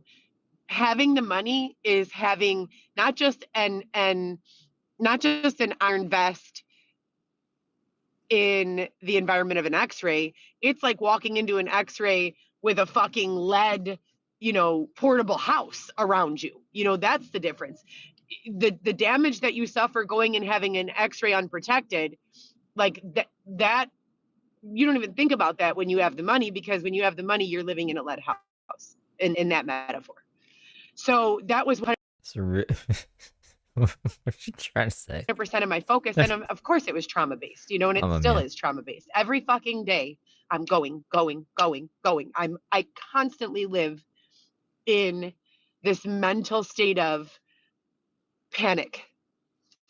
Always, you know, unless there are very few exceptions, but I'm for the most part, that's where I'm at, you know, the majority of the time. If you see me driving DoorDash, it's, I have to hurry. I have to get to the next one. If you see me driving Uber, it's, I have to drive careful so that they can't do this, so that that my mind is just always in this state of don't get triggered.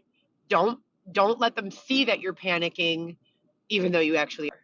And some of the most successful people are motivated, you know, in that regard.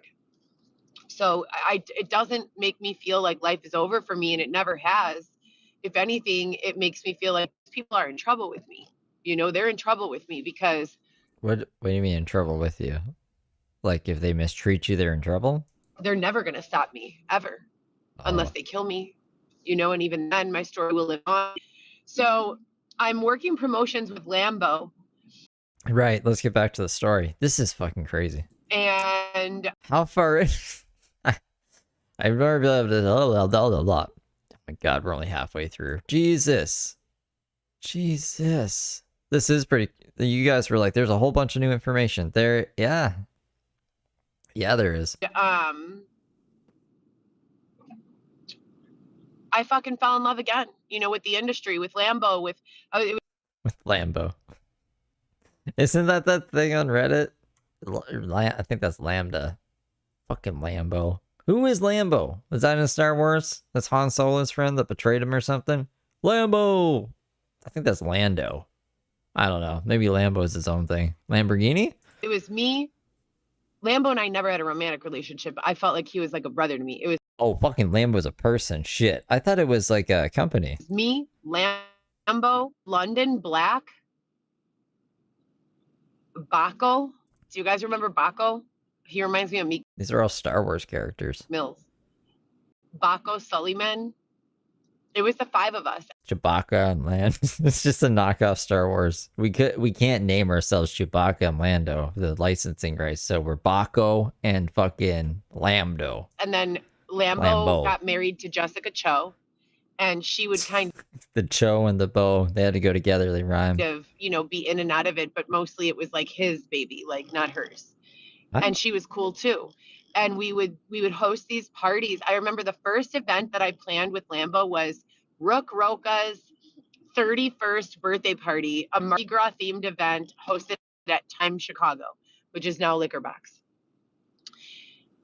After working for about a month in promotions, I learned not only how to leverage social media for business and money, but also how to digitally create content, how to market online, how to sell online, how to create, establish, and nourish relationships online, how to write websites, build websites, how to sail the 7 seas online. I can't fucking speak apparently. kind of do any and everything that you could possibly do with social media. I was no longer using social media the way I had when I had 200 followers to say, oh, look, I took the kids to the dentist today and they all got new toothbrushes, or, oh, look, Vivi started ballet, or, oh, look, Bebe was student of the week. I kind of stopped documenting these little proud moments that my kids had, because that would be like for my intimate family. And I used it only for business. Social media was no longer a tool or a strategy for communicating with family. It was 1000% about making money, marketing, and being my voice. And all of that was going on. And then I met Dylan. So Dylan became like a big influence of mine when I had just left healthcare. Now, I don't know. I think Heather's one of these people that nothing will ever be good enough. And as soon as something better comes along, she's gonna try to go for that. Like, as soon as someone better than Xavier comes along, she's dropping Xavier. She's already been through 3 other guys, right? Like, she plays through their jobs. She doesn't give a fuck. She doesn't give a fuck about anything. She has no loyalty to anybody. She's bad. She's bad news bears. Now, I started not making a lot of money in promotions, and I knew that I could not be doing these 3-day party promotions. They were too risky.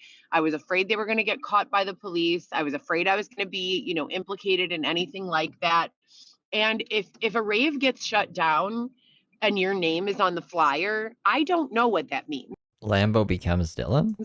Why didn't you just call him Dylan? To make it, like, easier to follow. I don't know if you get fucked over for that or what, and I didn't want to find out. So maybe it's a twist. Is it supposed to be like a surprise ending? Am I ruining it, guys? After about 3 months of doing those kinds of promotions, I just went 1000% legit with it. And this was my lineup. My lineup personally for Lambo was Paris Club. That was our stop. From Paris to Electric Hotel, from Electric Hotel to Time, and Time was mine. None of my other team took Time. Time was mine, and I fucking killed it for Time. We were always packed at Time. And then from Time to the late night spot, which was Cuvée. I don't know the extent of Xavier's fentanyl addiction. I don't think you just dabble in fentanyl. I'll say that. I never did fentanyl, but I did opiates, and I just don't feel like that is something you dabble in. Maybe if it was coke, but like not opiates. Those were my 4 locations. We went there every single night. Thursday, Friday, and Saturday. That's where we went. That's where we were promoting. That was my lineup. And I fucking killed it. And I loved it. After about 2 months, I started realizing that it was not sustainable. Winter comes. People don't go out some months. Some months are, really, really slow. I started, of course, in May. So I had this really successful summer. And then it was starting to get cold outside. And Well, hold on. You said that, what was it, 2 weeks or something into it, David Shepard was extorting you and life was bad. But now we've had 6 months of great success, and now winter's here and things are bad. I'm talking to Dylan, and, She just forget about Dylan Shepard. Trying to figure out what to do next with my life. So that was maybe like 6 to 8 weeks of my life. I decide that I'm going to try to get back into healthcare. Dylan agreed that it was in my best interest. There were several other influences. I would love to be equipped with the stat points to dabble in opiates. I didn't even know that was a thing. That's crazy. During that time that did not want me working in promotions, that did not want me going to the nightclub, that they told me from day one. Billy Med was one of them. Scully was one of them.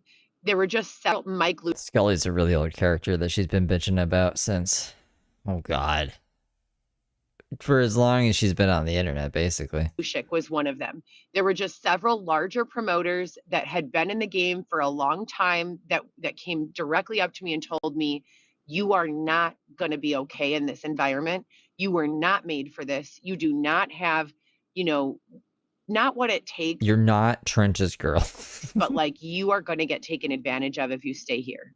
Like, you need to go back to what you were doing or find something else or take these lessons and take them elsewhere, but you are going to end up either addicted to drugs, or bankrupt and having all these people mooch off you. And both of those things kind of happened.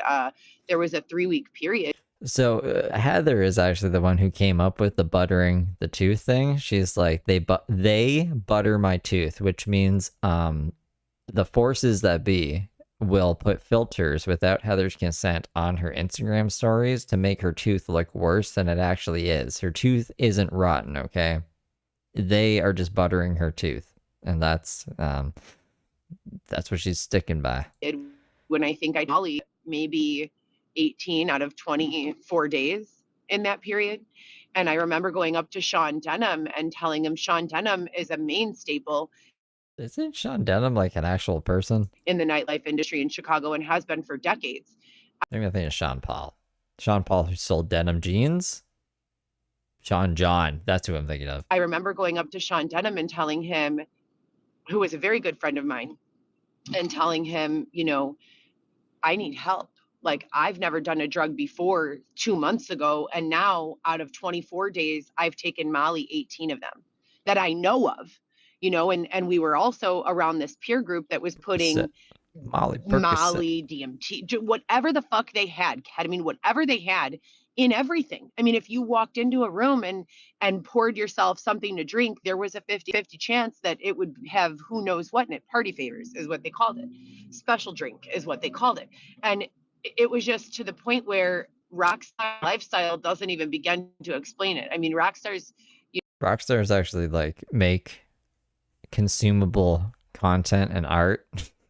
The partying is a byproduct of that. They don't just, I don't know, party for no fucking reason and make it their sole existence.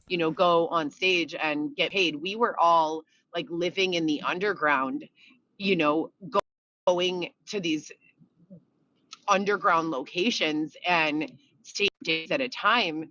When prior to that, I was fucking working as an administrator for rheumatology and endocrinology. I'd never tried a drug in my life. You're right. So how old were you? Or if you're past 25, I don't want to hear like, I was a kid. My brain wasn't developed. Like you had 3 kids. You had responsibilities. You knew that you probably shouldn't quit all your jobs to do drugs, right?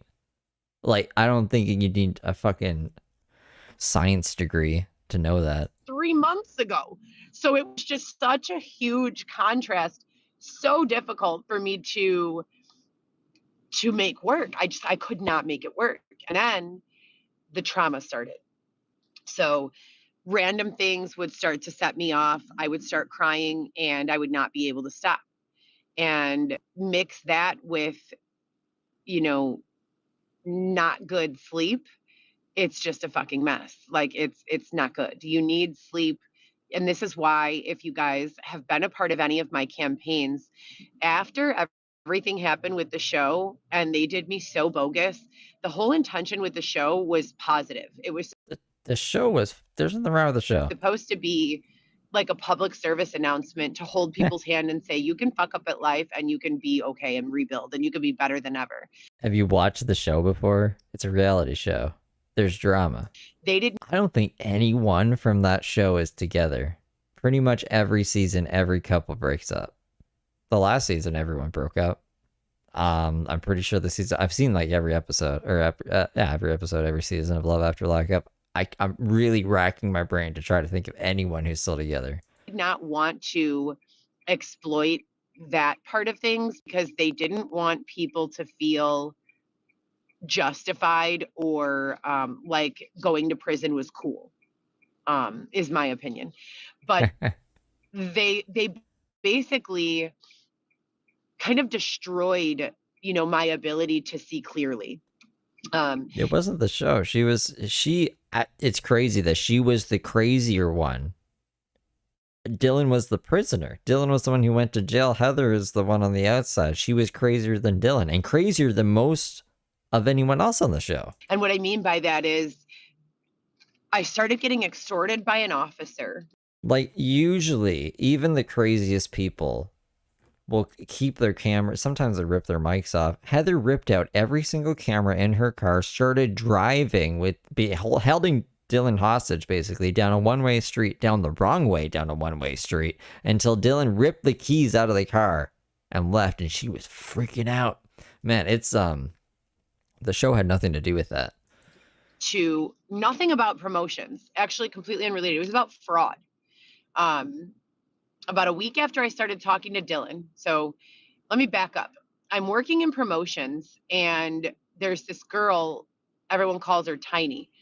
I think we'll get copywritten if I play it. When I first saw her, I'm not a lesbian, and I don't really find myself physically attracted to women, but I thought that she was the most beautiful woman I had ever met in my entire life. If I was going to be a lesbian, I would definitely be attracted to Hispanic women. I love what? everything about them, and it would definitely, that's the way that it would go. She was always smelling good, always looking good, had a humongous big fake booty, big huge fake boobs. I wanted plastic surgery. I was natural, 100% natural. And everyone always said I had like a big round butt and that I had a good, shape. But with her, it was like, wow, like it was just very exaggerated and just like Betty Boop, is what she reminded me of, Hispanic Betty Boop. So Fuck, man. I kind of fell in love with her in a platonic way, if that makes sense. She's a honeypot, her entire everything was attractive to me. The way she smelled, the way she spoke to me, the way she opened doors for me. And I'm not talking about physically opened the door and let me into a place. She brought me around men who lived in mansions. She introduced me to this guy named Ben, who lived in a mini mansion on Superior Street at the time, who gave me a Louis Vuitton scarf as a gift the first night that I met him. What? I had never even touched a fabric that was labeled with Louis Vuitton before in my entire life. And here this guy gave me a Louis Vuitton scarf, and she's the one who introduced me to him. And I just felt like I love her and everything about her. I didn't even know she knew Dylan. I had no idea, none at all whatsoever. I had met Dylan one time at a party in Pilsen that someone else brought me to. I think it was Arnett or Fluid or Caddy or someone like that. And they had brought me there for a party, and we spent probably like 4 hours there. And then I left, and my entire experience with Dylan during that time was I went in to use the restroom. It was just one single restroom. He was in the shower, and he opened the curtain like, what the fuck, and I was like, please close the curtain, and like, I'm trying to go potty. And that was our intent. Probably said a couple other words to each other, and that's it. And that was my entire experience with Dylan. I had no idea who he was other than that, but I didn't think he was that attractive. I didn't know that he was on drugs or addicted to drugs or, bad behavior. I thought that he also worked as a promotional model. And that's how he made his money, and that his mom was rich and that he had generational wealth. And that was what I thought of him. So Tiny and I started hanging out every day. And while I was working in promotions, she would be like my wingman. We would go to the club every single day together. Or we would just be at our own houses individually, not going out. If we were going out, we were going out together. And she was dating this guy named Abe, and he was a Habibi, Arabic guy, owned a couple of stores in the south suburbs. A total fucking sweetheart. Just one of the sweetest guys ever. Didn't drink, didn't smoke pot, didn't do drugs, did nothing. Devout Muslim. And he was kind of, tricking off and showing out with a lot of money, getting different, very, very expensive cars and, taking us everywhere and paying for everything. And it was just a total rock star lifestyle, for those several weeks. Well, one day, Tiny starts telling me about these moves, that they're doing. And what she means by moves are like parties that they're setting up, funding for these parties. She had a move with Ben and his friend group that they were investing in some sunglasses line, and they were going to be selling the sunglasses, luxury sunglasses, at a very expensive price point. And we would go over there sometimes so that they could look at prototypes and decide on, frames, and if they wanted that frame or not at all. And so I can't find it. I was just gonna be like, fuck it. I'll just play the clip. I can't find the specific clip I'm looking for. I might have to clip it from the actual source. But there is a specific moment where Dylan takes the keys out of her car and she's like, "You bitch! Fuck you, you bitch!" And Dylan's like, "Dude, I don't want to die. Like, you're gonna kill us." Tiny's opening my eyes to the business world, to networking, to all of the opportunity that exists in the nightlife. And I'm thinking, fuck healthcare. Look at everything I'm doing. I don't know who Tiny is. Here, I had only ever interacted with 9-to-5 workers before. My mom was she was a salaried worker, but I didn't know anyone. My office manager. One who owned their own business or, was politicking in this way. And Ben and his friend group were very attractive to me. I found them to be very, very attractive. And I don't mean that in a physical sense, like, oh, they're hot. I mean it like, these people know how to live. And if I, stay friends with these people, if he's gifting me a Louis Vuitton scarf the first night that I met him, what is he going to give me in a year? Well, this woman obviously knew how to find wealthy men or how to talk to them or something. I don't know why you wouldn't learn that skill from her instead of like leaning on her and expecting this. I guess once she ditched you or I don't know, cut ties with you, this is why like she's not getting by. This is just to make her sound good. Just makes her sound like she was trying to take shortcuts, and this is what you get. This is what you get. For the devil can show you the path, you got to walk down it. She walked down it, and this is what you get. What is he going to teach me over the course of that year? And the biggest thing about Ben was that he treated his dog like it was his best friend or his son. And I thought that was so adorable. I don't know what really made me so turned on by people who treat their friends and family so nicely. I mean, crazy that I would think it's good to have people around you that cherish you and treat you like you're amazing rather than assholes that blame you for stuff and abandon you. But, and I thought that the suffering in my life was over. And that was the first time I ever thought that the suffering in my life was over, was with Tiny and Ben. And I hadn't even been introduced to Dylan yet.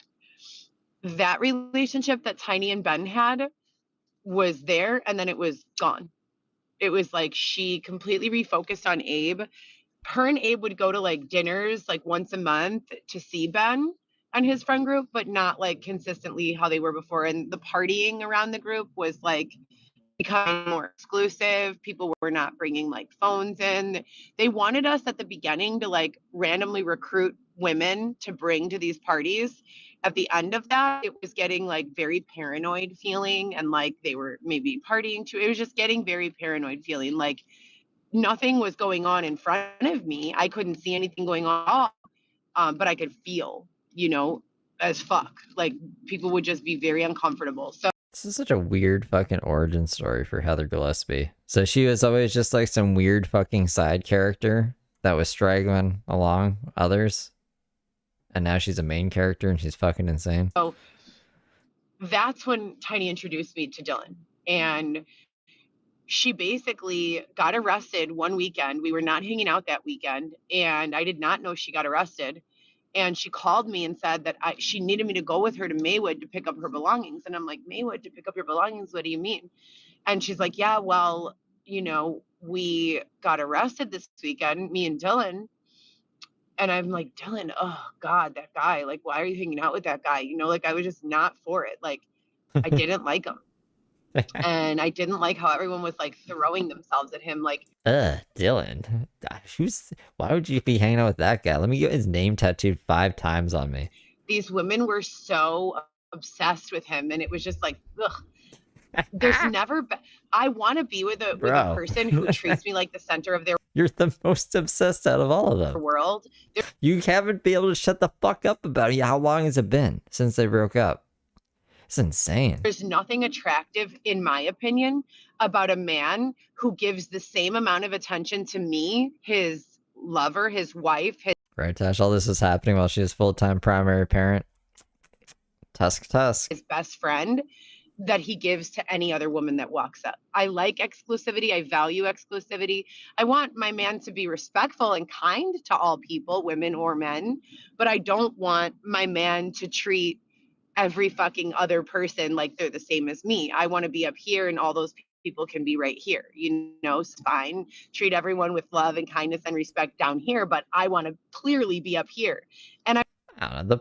There's a part of me that hopes that some of these people are just like, all the stuff they're saying is just for YouTube, They turn off the camera, they're like, whew, got that on my system. Okay, let's just go lead a normal life. But I don't think that's the case, unfortunately.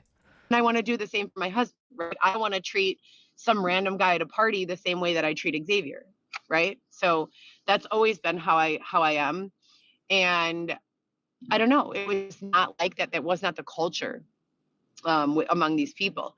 So she tells me basically about this case that she caught and that she needs me to remain in communication with Dylan for her because she's tied to this case with him. She can't have any direct communication, and she's paying 40 grand for a lawyer to get off these federal charges. And she wants to know what's going on with his side of the case. So as a good friend, of course I say, yes, I'll do it. So I'm talking to this guy every day, zero romantic interest, none whatsoever. And I'm kind of freaking out because at this point I'm not working in promotions other than Friday and Saturday. I have no regular job. Maybe I was bartending or something like that. And I'm trying to figure out a way to turn my businesses that I'm working, which was staffing and hosting promotional and trade show modeling gigs, with a regular, steady paycheck. You could work 3 trade show modeling gigs that are 3 days, 12 hours each, and make $2 grand for that one show. And then you could have 3 months where you don't get a single show. So I was just learning about all of these endeavors and businesses and what I could do. And I was trying to navigate as a single mother, a young woman, fresh in business, just learning about these things, how to do it, and how to do it well. And so I'm talking to Dylan for Tiny, and Dylan and I just kept on growing closer and closer and closer and closer. For the first 3 months of my conversing with Dylan, we spoke about 4 hours a day, every single day on the phone. He told me his entire life story. He went to school at New Trier, which is in Glenview. His parents had money growing up. He got inaccurately because he was in jail, probably blamed for involvement in some sort of cases that he wasn't responsible for. And because his family had money, was his belief, he was blamed for these things. So what was happening with the kids at this time when you were spending like 4 hours a day talking to Dylan and however other many hours a day doing club promotion that wasn't making you any money? Where are the kids during this time? And incarcerated. If you incarcerate a child of a poor family, your chances of getting bond money, lawyer money, court fee money is very little. You won't get any money. If you incarcerate a child, like, Mom, I haven't seen you in like 2 weeks. Or she's like, yeah, but I got this scarf. Look, it's a Louis Vuitton scarf. Things are looking up, kids. All right, see you in another 2 weeks. To a family that has money, now all of a sudden the court system has revenue. So he opened my eyes to a lot of that. And I started looking at my own childhood and thinking, there were just a lot of similarities. And I felt as though It's like the hypnotist thing. You know, like you get hypnotized and they implant ideas into your brain or whatever. You didn't even know anything bad happened until Dylan told you the story, and you're like, you know what? Maybe this happened to me too. The fuck are you talking about? my family was targeted by DuPage County, Cook County, or whatever county we were in to pay a lot of money. And I mean, I told you guys yesterday, my father was incarcerated for a short time for not being able to pay child support. He had no money. He was suffering. And DuPage County locked him in a work release program and made this man in winter walk around with nothing other than the flannel on his back and some steel toe boots, no cell phone, no way for these employers to communicate with him, just walk around and found a job. He ended up getting a job bussing tables at one of these restaurants in the suburbs. And then my grandmother or someone finally paid his purge and he was able to get out of there. But I mean, it was just a really difficult, time. And the situation was so backwards. You don't imprison someone because they don't have money. Like that's just so backwards in my opinion. But the things Dylan was telling me, they were matching up to and kind of explaining a lot of the things that I had already been through and suffered through. And I felt accepted and understood. I shared with him, the Jamaica thing and a lot of the other things that I had been through, some of the other assaults, both sexual and regular. And I felt safe and I felt protected. And there were people who had harmed me in the industry, and he would get on the phone with them, and that would be the last I ever heard of them. His power and his ability to control this group, whether they realized they were being controlled by him or not, to Satan, to God, to whoever you believe in. I heard that Dylan used to suck guys' dicks and then extort them. Like, it's like Eric Cartman, actually. Remember when Eric Cartman sucked Butters' dick and took a picture of himself doing it? It was like, this makes you gay, Butters. And then he actually didn't even tell Butters. I don't know if Butters knew it happened. His providing friends were like, no, that makes you gay, Cartman. He was like, what? What are you talking about? Anyways, I heard Dylan would do this to guys, and then like they'd be like, I'll show you this.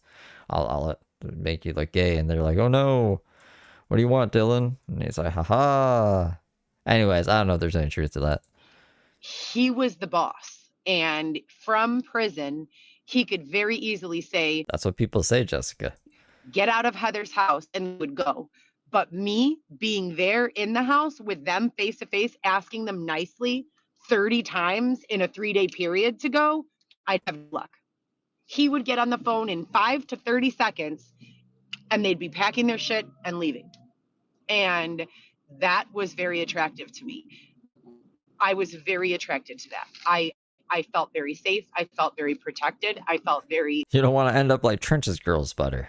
Prioritized. I felt like... Oh, golly, what's a Trench's girl? You don't want to know.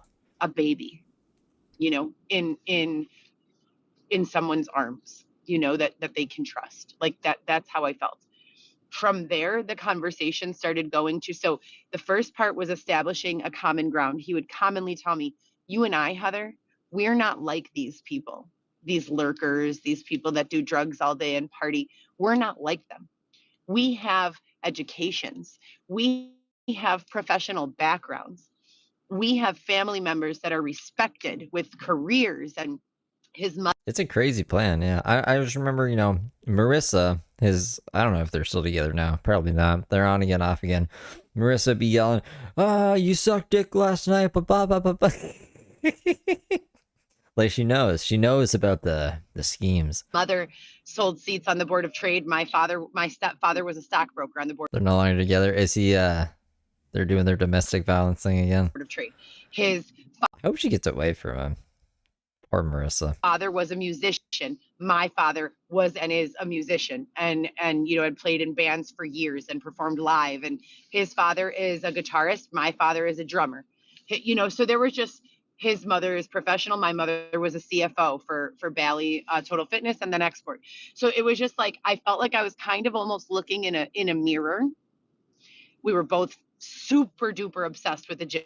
He was working out there every day. I was in, back into fitness out here because I wasn't drinking anymore. I wasn't drugging. I was just when that 6-week period of working in promotions was when I was experimenting with drugs and alcohol. Prior to that, no history of it. After that, no history of it.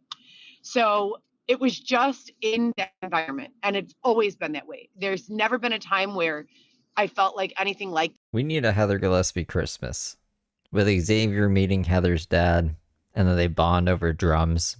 I don't know if Heather's dad played the drums. Xavier plays the drums. They can do that Phil Collins song together for Christmas. Bum bum bum bum bum bum bum bum bum. And they'll bond. And before that, they hated each other, but now, this Christmas, they love each other. That was a problem for me at all, except for during that time I was working in that environment. So I feel like the beginning stages of the grooming, the love bombing phase where you are better than everyone else, you are the best thing ever. And this is all the narcissistic cycle of abuse that you can easily Google about this or YouTube about this, and it spells everything out for you right then and there. And I'm on the back end of this relationship, I'm reading these things like, holy shit, that's exactly what he did. So it was like, Heather, you are the most beautiful woman I've ever met. God, you are gorgeous. Can you send me more pictures? I love you. Oh, yeah, that's the fake Tony. There's no 69 at the end. Damn. I was really hoping Tony would be back. The real Tony. Michael Jones. Thank you so much. I'm so grateful to have met your acquaintance, to be friends with you.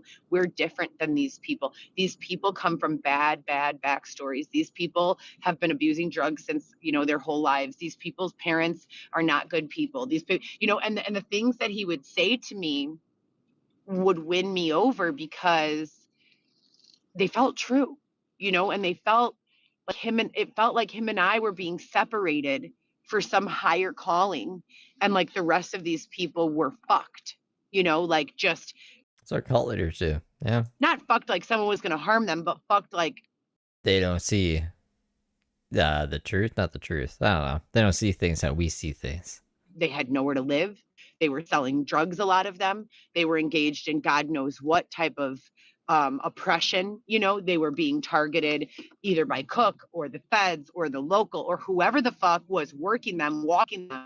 When I say walking them, I mean forcing them into shit, but keeping them on a line so that when the shit gets too deep, they can retract them. Does that make sense? Meeting a lot of wealthy people and business people who do drugs, you will never see someone earning $1 million annual go and purchase their own cocaine.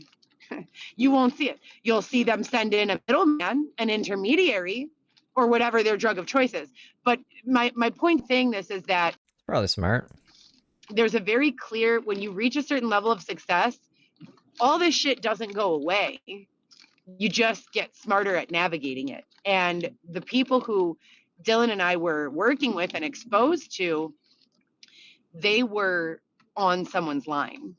That used to be a dream job of mine too. Like when I was a kid, not a job. I guess this isn't a sustainable job, but I wanted to be like the guy that like when a rock band came into town, they would need a guy to like get them drugs like in the town. I wanted to be that guy for like bands. That would have been a really silly career choice. It's a good thing I didn't pursue that. They were oppressed and probably still are. And they had a lot of bullying and a lot of. I don't think Tony's not in jail. Tony's at his parents' house. Of external control and being, I hope, a good little angel.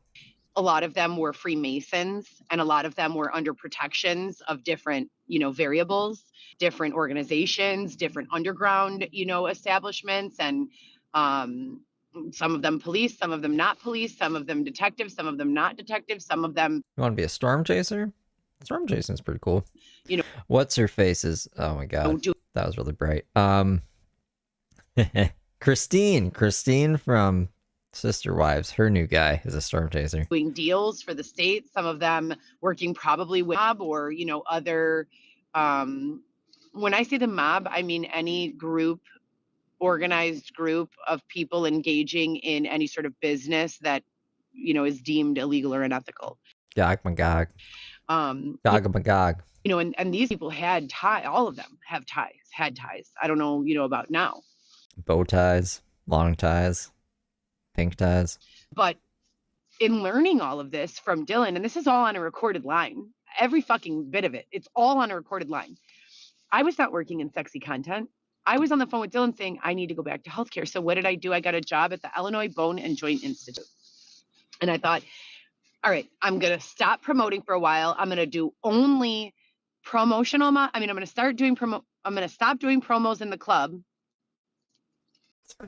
What is she looking at? Oh my God, it's almost been an hour. Part 2 is long, you guys, so I have to end this. But yeah, we didn't even really learn anything. What? Maybe I shouldn't say that. We're not going in chronological order. That is a fact. This is where it ended. I meet Dylan, and I've gone through all of this. This is a literal 3-month segment of my life. And let's end this with, I decide I'm going to go back to healthcare. I'm working at the Illinois Bone and Joint Institute. I'm going to only do promotional modeling and trade show modeling from now on. I'm not going to go to clubs anymore. I'm not going to drink. I'm not going to promote. I'm not going to go to an afters. I'm not going to do anything like that. I had actually gone into the hospital and told them, I have been dosed, I have voluntarily ingested, and I have, rendered myself incapable of normal thought processes from the amount of concentrated substance that I feel is in my system right now. And they gave me saline and they detoxed me right then and there. They put an IV in you, okay, and you detox me right then and there, yeah? You're probably fine. You fucking wackadoodle. So that's documented. I decided that those 6 weeks, those wild 6 weeks, were not going to be sustainable and that I needed to figure something else out. And I went back to Illinois Bone and Joint, and I was there for 3 days, and it was very, very clear instantly that I could not. I just couldn't. I learned what business was. You talked me with saline. Yeah, I don't think that's how that works. I learned how to make money on my own. I made $600. I was so addicted to drugs that they got them all out of me with one IV bag, you guys. And I never did drugs again. Okay. Yeah, okay. Dollars in one night. Illinois Bone and Joint was paying me that in a week. In a 2-week period, I was clearing about $850 at the hourly rate that I was getting paid after taxes. $850 for 14 days of work, or $600 in one night doing bot. I mean, it's always a different story, right? But yeah, I'm interested to see how much it changes over the course of time. By this time next year, it'll be completely different, I'm sure. I couldn't. So I walked out of Illinois Bone and Joint Institute after 2 days, maybe. I never did anything wrong there. I never got in trouble there. I couldn't do it. I could not work for $19, $18 an hour anymore. I needed more. And Dylan was like, why don't you start doing webcamming and selling content? And I was like, I could do that, And so that's where I went. I started webcamming and I started selling sexy content. And in doing so, I could still work promotions with Lambo. I could still throw parties. I could still be a trade show model. I could still... Brooke is gone. Zigzag being the chats here. Exercise in the gym. I could find a way... Yeah, Brooke is in jail right now. Brooke is going to be in jail for a bit. Through web camming and creating content. If you miss Brooke, we cover Brooke every day still, and then there'll be people that say, she's in jail, Steve, what are you doing with your life? And I'll say, I'm catching up on all the shit that I'll never have a chance to catch up on before, or when I do, she'll be irrelevant, and just living my life. That's how days go, usually. Content. I could find... What happened to Diana Ricky? I miss Diana Ricky. I can't cover Diana Ricky. I have a soft spot for her. I want the best for her, and I'm never going to see that on her fucking channel. I think she's probably in jail or doing drugs. That would be my best bet. The way to do all of the things I wanted to do and still be able to spend 5 days a week with my children and make more money and have more time and be there to pick them up from school and be there to do homework with them and take them to the park during the week. And as I've said a million times, that's what it's always all been about. How do I make enough money to give my children and I a good life? So that's where it ends for today. That was part 2. Like I said, this is a 2 out of 12. Yeah, what happened to Lambo? I guess Lambo did turn into Dylan. 12 series, so I'll be doing another portion of this, part 3, tomorrow. I'm gonna try to keep these to 30 minutes because there's just a lot. There's a whole lot, you guys, and there's a, you know, and I really, if you guys are content creators and you think you could help me with a documentary, I want to keep it to under 2 hours, but I want to make it really dope and really, you know, engaging. And the main purpose of the documentary, not to glamorize the nightlife, it's to explain, it's to let my viewers understand me. So if there's anyone in my following that feels like they could help me with that, I am a fucking boss at digital content creation, but No, you're not. they're not letting me have access free reign to my devices. When I try downloading AI, ChatGPT. Sluggo's Girl says Diana is still in jail for the winter. Sluggo's Girl is really on the ball with a lot of things. Thank you for letting me know. So that's where Diana is. I'm glad she's not freezing her ass off outside. I have ChatGPT. They won't let me work with Canva. They won't let me work with anything. So I could realistically, with what I know and what I've already done, I could definitely create this docuseries or this documentary on my own. When you guys see shitty content going up on my YouTube, like yesterday, I tried to post some photos of myself when I was modeling like 3 years ago, 2 years ago, even this year, I did photo shoots. I still do photo shoots all the time. You said you haven't been able to do a photo shoot in like forever. But I tried posting them. As soon as I clicked post, they fucked with the orientation and zoomed them all in so that you can't, they look like a fucking amateur did them. And they've also been editing my face and they did the big chungus, making me look real fucking bogus. So if you are someone who could help me with this documentary, I can afford to pay, but I don't have a large budget. I'm living literally day to day. All of my money goes into paying my rent and my car payment. I'm concerned about how I'm going to get money for the kids for Christmas, but I know I'll make it happen. Sponsors, if you're out there and you can help me with this, that'd be great. I'd like to be aware of the project. I'd like to produce the project on my own with a director and, you know, someone who can help me with the actual logistics. Please contact me. Contact me via email, please. Or you could also do DM on Insta. I try not to really make myself too available on there because I get a lot of hatred still. But yeah, if you guys could DM me on Facebook, Heather Gillespie is my profile. My profile photo is me and Weston. Or if you could send me an email to Coco, a GoPro solo production at gmail.com. That would be fantastic. A GoPro solo was already taken. We needed Coco, a GoPro solo production at gmail.com. Like I said, I could pay little by little over the course of the project. I want to be very hands-on with the project, you know, and I'm also an asset with regards to that. So wait, she wants somebody to reach out to her about making this project and that she's going to be hands-on with it, but you're supposed to make it? Is that what she wants? Give me a call or rather shoot me an email if you can help me out with that. But we're going to leave part 2 at this. I mean, I'll do a documentary on Heather. She's not going to like it, but I would like more information. I wonder if maybe this is where I bust out my alternative identity, Evil Ed. Is that right? Evil, yeah, wait. Evil Ed. Evil Ed. Yeah. I'm like going crazy right now. Evil Ed backwards is Delive. Yes, Evil Ed, Delive. I don't think she would want to work with someone named Evil Ed. We'll just name myself Ev Evets, which is Steve D backwards. Evil Ed Evets. My work in the industry is only just beginning. My work in the nightclub industry is turning into a more part-time bartending, bottle service. And that's where you guys can find me. If I ever lose this channel, just go look for Evil Ed.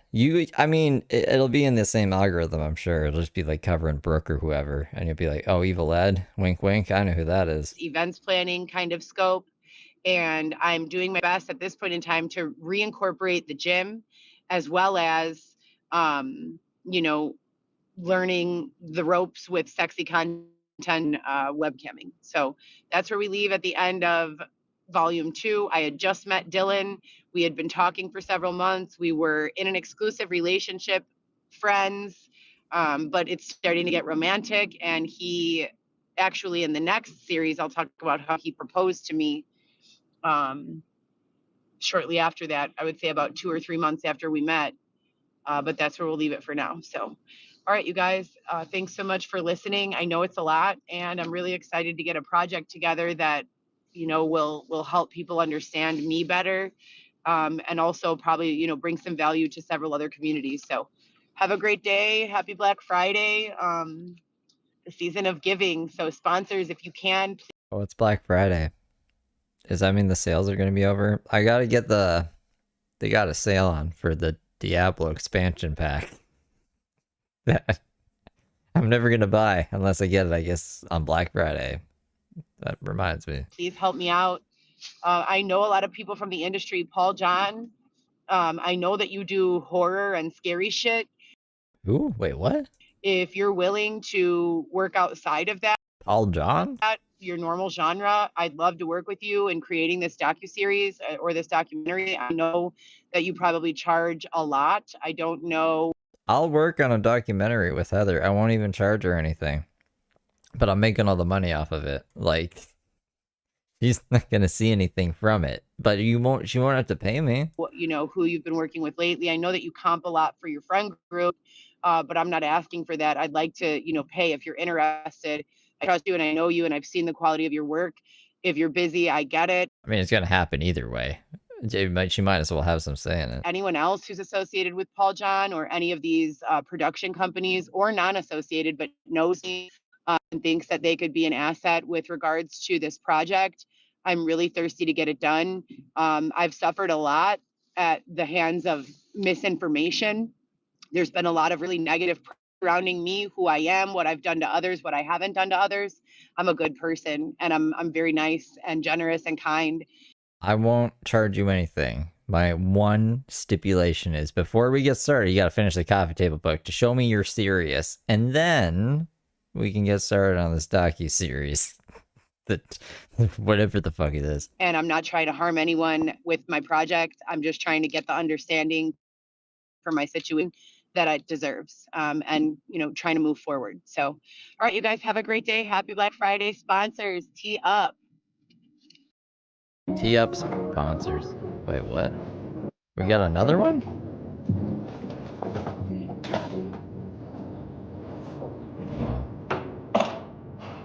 Oh, this is like a nothing one, though. I don't even know if she meant to do this on purpose.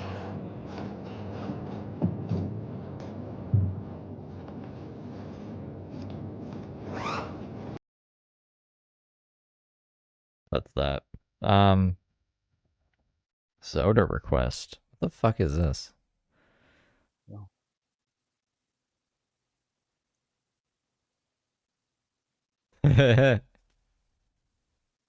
This isn't Heather, but did this guy really do a live stream just to ask for a soda? Might as well go for a soda. Nobody hurts and nobody cries. Alright, well, this is nothing. Anyways, I guess that's it, you guys. Yeah, that's 4 hours. That's the longest. That was all stuff from this week. I'd say it's pretty safe to say Heather's back. So next Friday we'll do another Feral Friday. If I see her live and I'm bored, I'll probably snipe her. If you guys watch the Brooke stuff, if you don't, then that's all right. We'll recap everything on Friday, like we did today. And I don't know. Is there anything else I want to tell you guys? I'm gonna try to do more video game stuff. Let's try to do a video game stream tonight. Maybe not though. It's already midnight. But thanks for hanging out with me. Thanks for catching up with Heather with me. And I'll see y'all tomorrow if you're around. If not, I'll see you next Friday if you're a Heather Gillespie person. Or whenever I see you. Take care, guys. Toodaloodles. Have a good night.